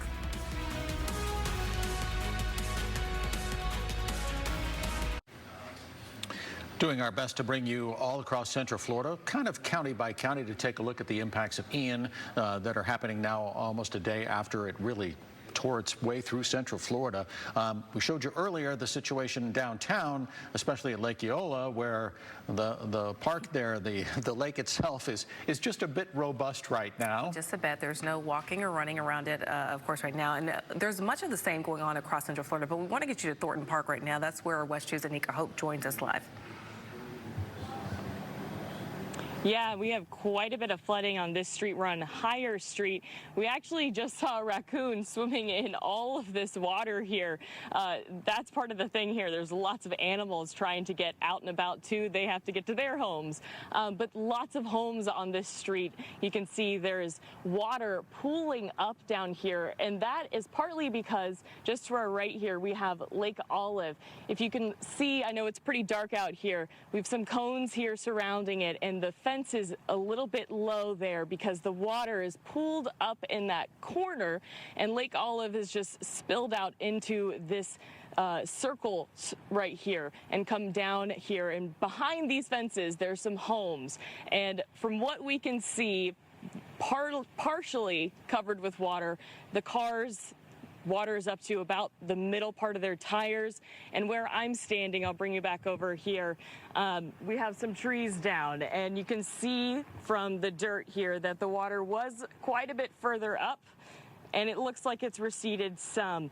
But again, we've seen some animals out and about here, and it looks like people power out along this street, because when we were driving along, there wasn't any lights on as far as the homes along Higher Street. And right here, these homes, we see a light on in one home, but I'm not sure how they would even get to their house down here. So certainly a lot of things for these folks to deal with if you live in this portion of Thornton Park near Lake Olive. So a lot to deal with in this part of downtown Orlando. And Anika, have you been speaking with people out there? I was just talking to Jim, and we were kind of saying we didn't realize that area really floods. Yeah, we spoke with one person earlier who was walking nearby, and they said like they were shocked as well, but we haven't seen a lot of homeowners out here. I'm not sure if maybe they are also staying with other family members, I would assume, with kind of what they're dealing with right here. So we haven't seen too many people out and about tonight. All right, Anika, thanks so much. Yeah, Thornton Park is a very cool little neighborhood that's just a little bit east of Lake Eola. My sister used to live there. There's a lot of cobblestone streets and 100-year-old homes, and it's been around forever. A lot of little lakes, and it's established. And it sounds to me like you get 15 inches of rain in 36 hours, and it doesn't matter what how well the sewer system works or drainage is. It just can't take it. It can't handle it. And these images are really hard to see, but just imagine Southwest Florida in the Fort Myers area. We actually have a reporter that has been covering it for us. Let's get you out to Angela Rozier tonight. The destruction here in Fort Myers is massive, and the people we talk to who are going through all of this, well, they are exhausted. Patrick New tells me he and his wife weren't even supposed to be in Fort Myers until this weekend. I don't want to cry. It's too much. It's very hard. I mean, we were headed to St. Thomas. That's where we were going. And we sold our house, and we moved everything here, but COVID hit, so we got trapped here. So then I thought, well, let's just buy a boat, and we will float to there.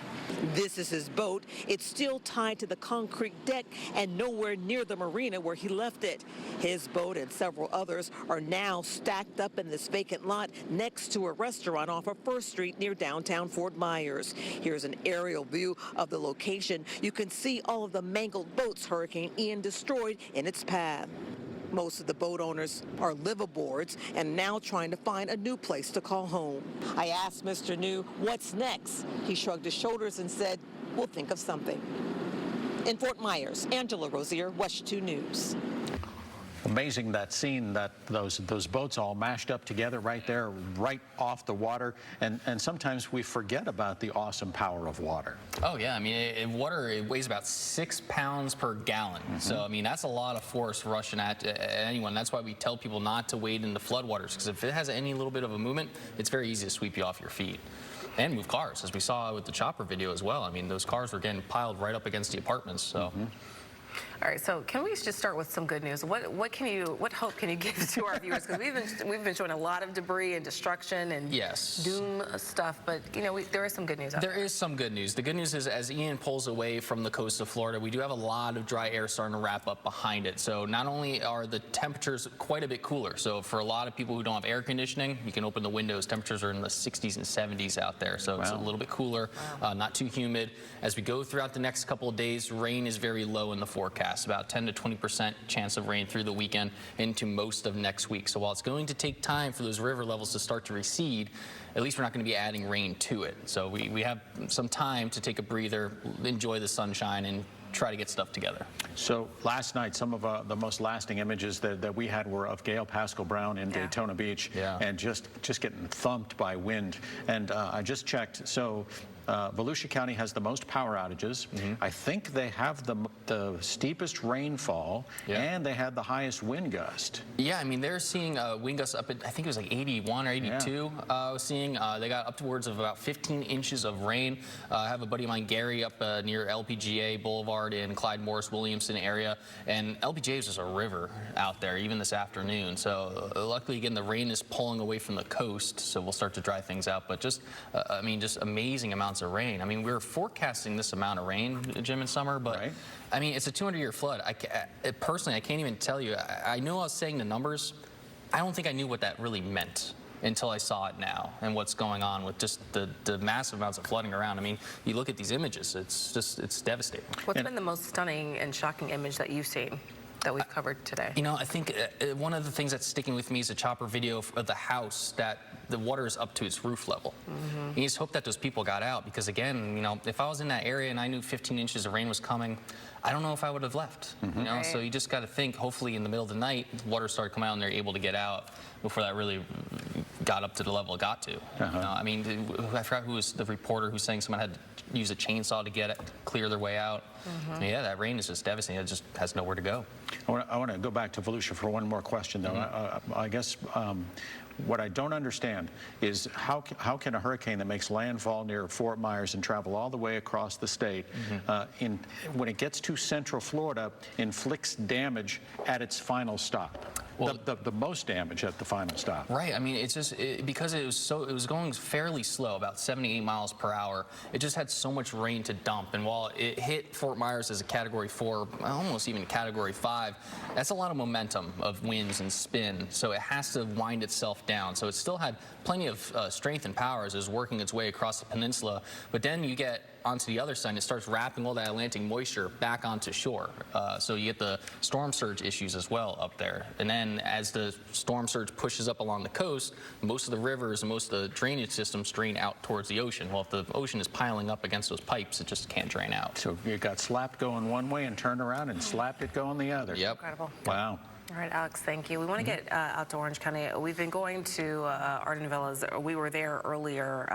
Chopper was there, and we were kind of seeing it moment by moment unfold. A lot of people just kind of stuck with all the floodwater and the rescues underway. Yeah, this is University and Rouse Road. It's very close to UCF, and it is absolutely stunning the amount of water that has inundated that entire area. Thousands and thousands of gallons. Darren Stoltzfus is there, and Darren, you've been watching water rescues for hours. Yeah, Jim, they've moved us from where we were originally, where we could see the boats coming in and the National Guard trucks bringing in a load after a load of people. That's probably about 500 yards from where I am on the other side of this Speedway gas station. But what we have seen from where we are now is just a deluge of ambulances and buses taking what looks to be seniors mostly out and turning, getting out on University Boulevard, throwing the sirens and the lights on, doing a U-turn and heading back this way towards Orlando. I'm told they're headed towards Altamont Springs. But this is just, it's stunning to see how much water is in this road. Somebody posted on social media to me that they lived in a neighborhood near here. They were not told to proactively leave. This is not a flood-prone area. And they said that they've lived here since 1996 and never seen anything close to what's going on right now. We have more buses coming out. It's just stunning to see just, senior after senior wheeled out. The Orange County Fire and Rescue are picking up these seniors by their wheelchairs, and multiple 3-4 guys carrying them over the water, trying to keep them dry, keep them safe. It's heartwarming to see that, but it's devastating to watch it happen over and over and over again. They started at 4:30 or so this afternoon, so they've been at this for 5 hours, and they still have such a long road ahead of them. I don't know how long it's going to take. We haven't spoken with a public information officer just yet. We're hoping to do that soon. We were told when we first moved it would be soon, so hopefully that is going to be soon. But it is just stunning to see how much water and how many ambulances and buses just keep coming through. Over to my right, there are buses from Ocala. One of the drivers told me they didn't know where they were going. They didn't know who they were taking. They just wanted to come down and help. It's things like that are positive about this situation, but it's just gut-wrenching to watch. I saw seniors all they had were the clothes on their backs. Some of them didn't even have shoes on. They just had the no-slip socks. And I thought, you know, that's what happens when you're in an assisted living facility. They can't take care of themselves. That's why they're there. And now the Orange County Fire and Rescue are the ones taking care of them on what is turning into a chilly night here. Yeah, it's great that people don't have to use their air conditioning, but it's dipping down close to 60 degrees. There's water everywhere. It is damp. A lot of these seniors are wearing masks to avoid COVID-19 still. It is a real threat. It is something they have to be conscious of.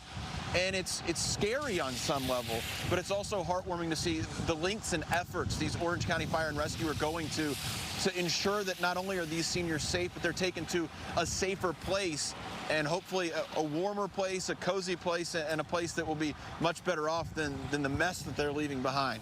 Live in Orange County, Darren Stoltz, will send it back to you. Hey, Darren, so the people that were being rescued, particularly the older people in the facility, could you tell how they were feeling? I mean, did they seem scared or more relieved, or what?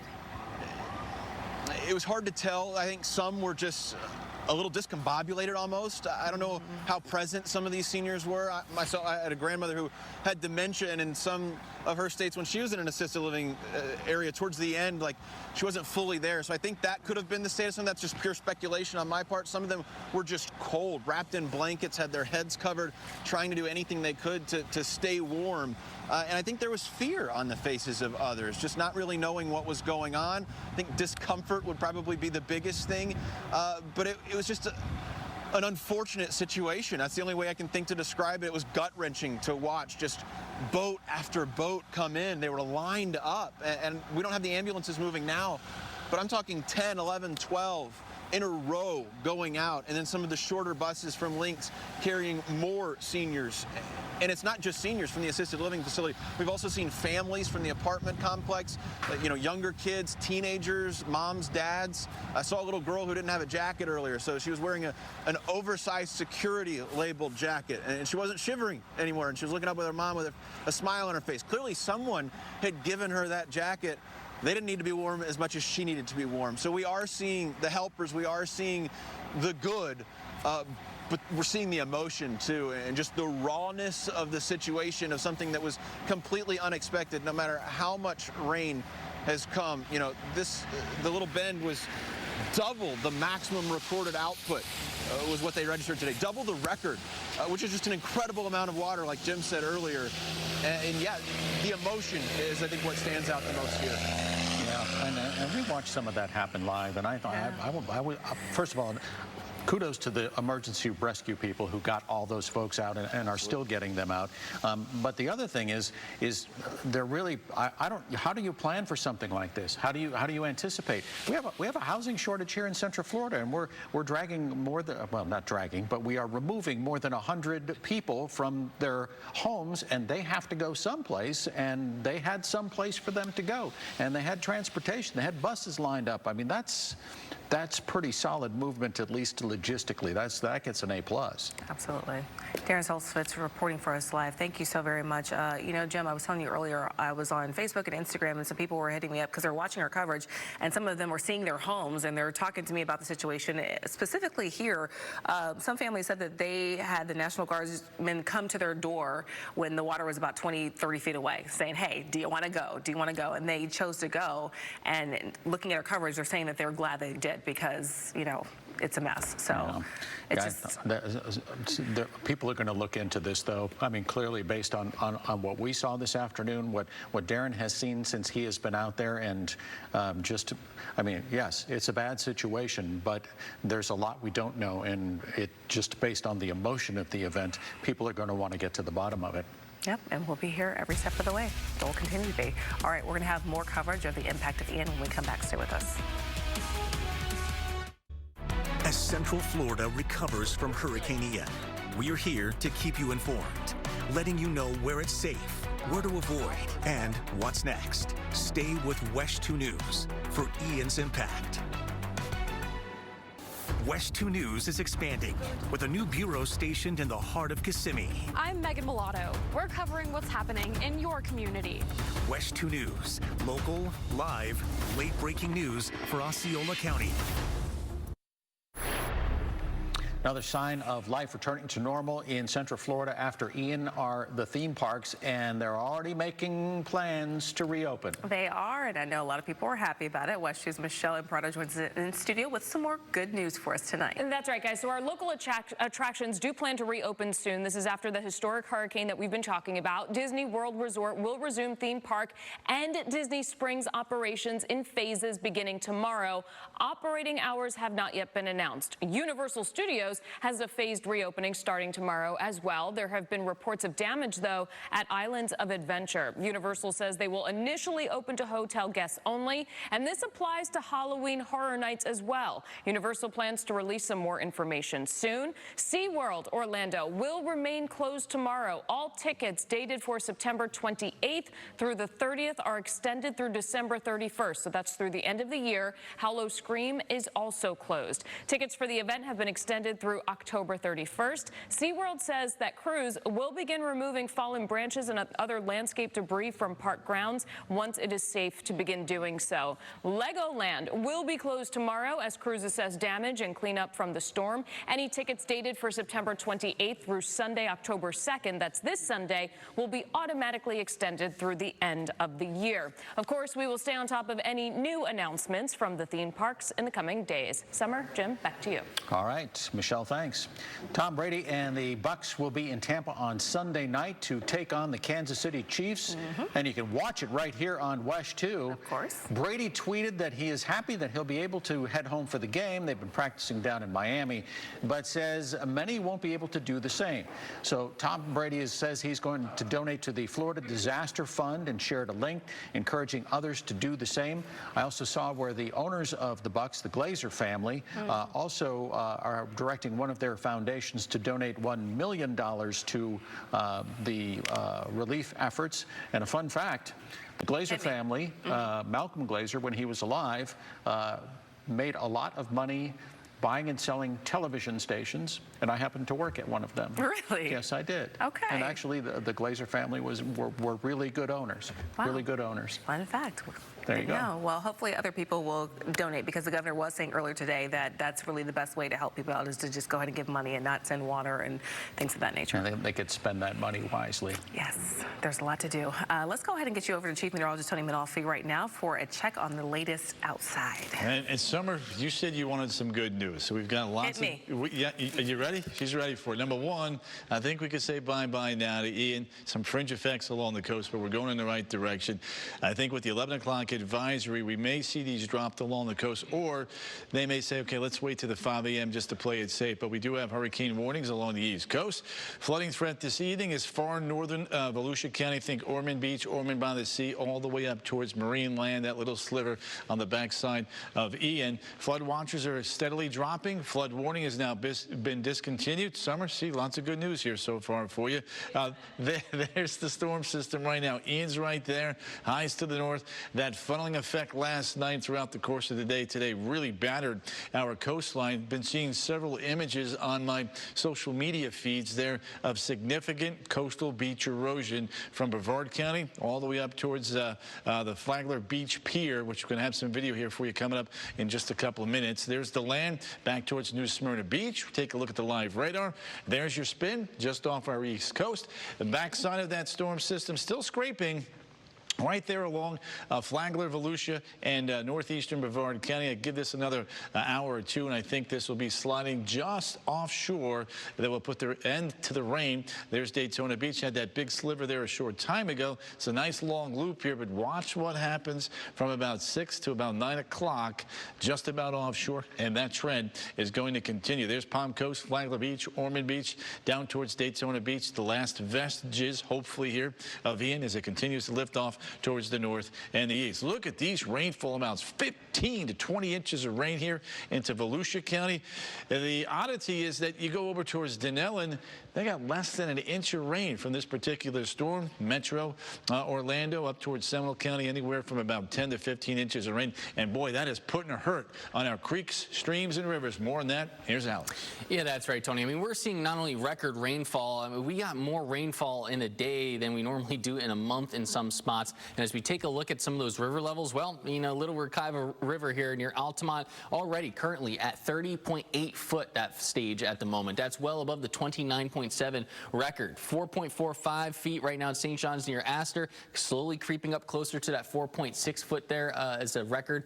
9.95 St. John's above Lake Harney. Again, getting closer and closer to a record of 11.1. And the Shingle Creek at Campbell right now at 63.1, which is past the record of 62.3 feet. So as we take a look at the river level forecast, I want to remind you, it is going to take some time for these river levels to slowly drop on down.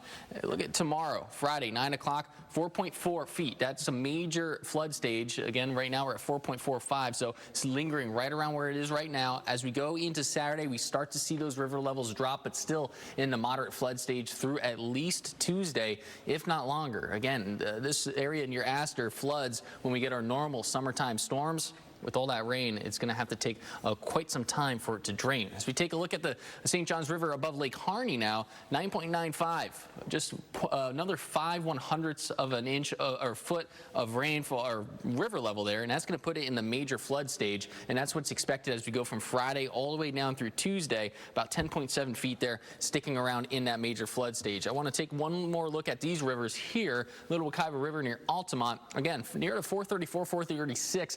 This is going to cause some of the neighborhoods around that area to flood. Major flood stage there, 30.79, and we continue to have that as we go into Saturday, starting to slowly recede down to 29.85 still, though, right around that major flood stage. So, again, not only are we dealing with the flooding, but now Ian is starting to work its way away from the coast. That northeast flow onshore is causing some of that flooding concern along Flagler County beaches. We do have that storm surge warning in effect there along the coastline. I have to expect that we're going to be dealing with some of that beach erosion that caused all that damage a couple years ago along A1A. I wouldn't be surprised if we see more of that damage. But the good news is we are seeing some better weather conditions out there on the backside of Hurricane Ian. Temperatures much cooler out there. 66 degrees in the Villages right now, 66 Claremont, 65 in Orlando, down into the low 60s in Sanford, 63 degrees, 65 in Buffalo. Again, this cool air is going to be sticking around through at least tonight and into tomorrow. Wind gusts right now, again, pretty gusty still along the coast, even though the rain is moving away. Palm Coast, 32-mile-per-hour gusts there, 30 in Daytona Beach. Orlando and Kissimmee right now, 26-mile-per-hour gusts. You can see the gusts slowly lining up down towards the south and the west, where we have 17 in Claremont. Still quite breezy, though, the closer you get to Hurricane Ian. That's starting to continue to move its way off the coast. So let's take a look at Futurecast here. Here's 9:30 tonight. Again, the rain is ending along the coastline. Still dealing with some cloud cover, though, across the interior. As we go into your Friday morning, that cloud cover begins to lift as well, and we get quite a bit of sunshine. Here's 8 o'clock in the morning. It's going to be a big difference there as we go through the day tomorrow. Lots of sunshine, low rain chances. There's the noon hour, still nice and dry. And as we continue through 5:30 on Friday evening, we're still nice and dry out there. So let's take a look one more time at tomorrow afternoon. Again, the cooler weather is sticking around in the upper 70s and 80s, and we do expect to see those temperatures starting to warm back up as we go into next week. But again, hey, we got the sunshine, and we're at least dry through at least next week. That is actually a good-looking forecast. I think I speak for all of Central Florida when we say good riddance, Ian, okay? And we're about to show you, as we had to break, some images of why we're saying good riddance, Ian, because, boy, did it leave a trail of just a bunch of flooding throughout our area tonight. Here is a live picture from where Darren Stoltzfus was reporting not too long ago, the Arden Villas apartments. But also, I'm sorry, producer's talking to me. What'd you say, Jackie? Okay. All right. Live pictures here. And basically what's been going on here are rescues. People in a nursing facility have been being rescued. I think these are buses of people just kind of being filled up and taken elsewhere to higher land. They've been given, warm clothes and things of that nature because, as Alex mentioned, the temperatures have been taking a bit of a dip. Yeah, and this scene we have showed you play out in multiple neighborhoods across Central Florida. There were places like Orla Vista in Orlando that flooded during 2017, and we thought we would see it again, but maybe not to this degree. And the amount of water that's out there that is prompting all of this activity here is actually kind of stunning. The good news that Alex just revealed is that the forecast is perfect for evaporation, but there's a lot of things at play, and we want to get to the bottom of all of them, and we want to share it all with you. So stay with us because we have continuing coverage of the impact of Ian.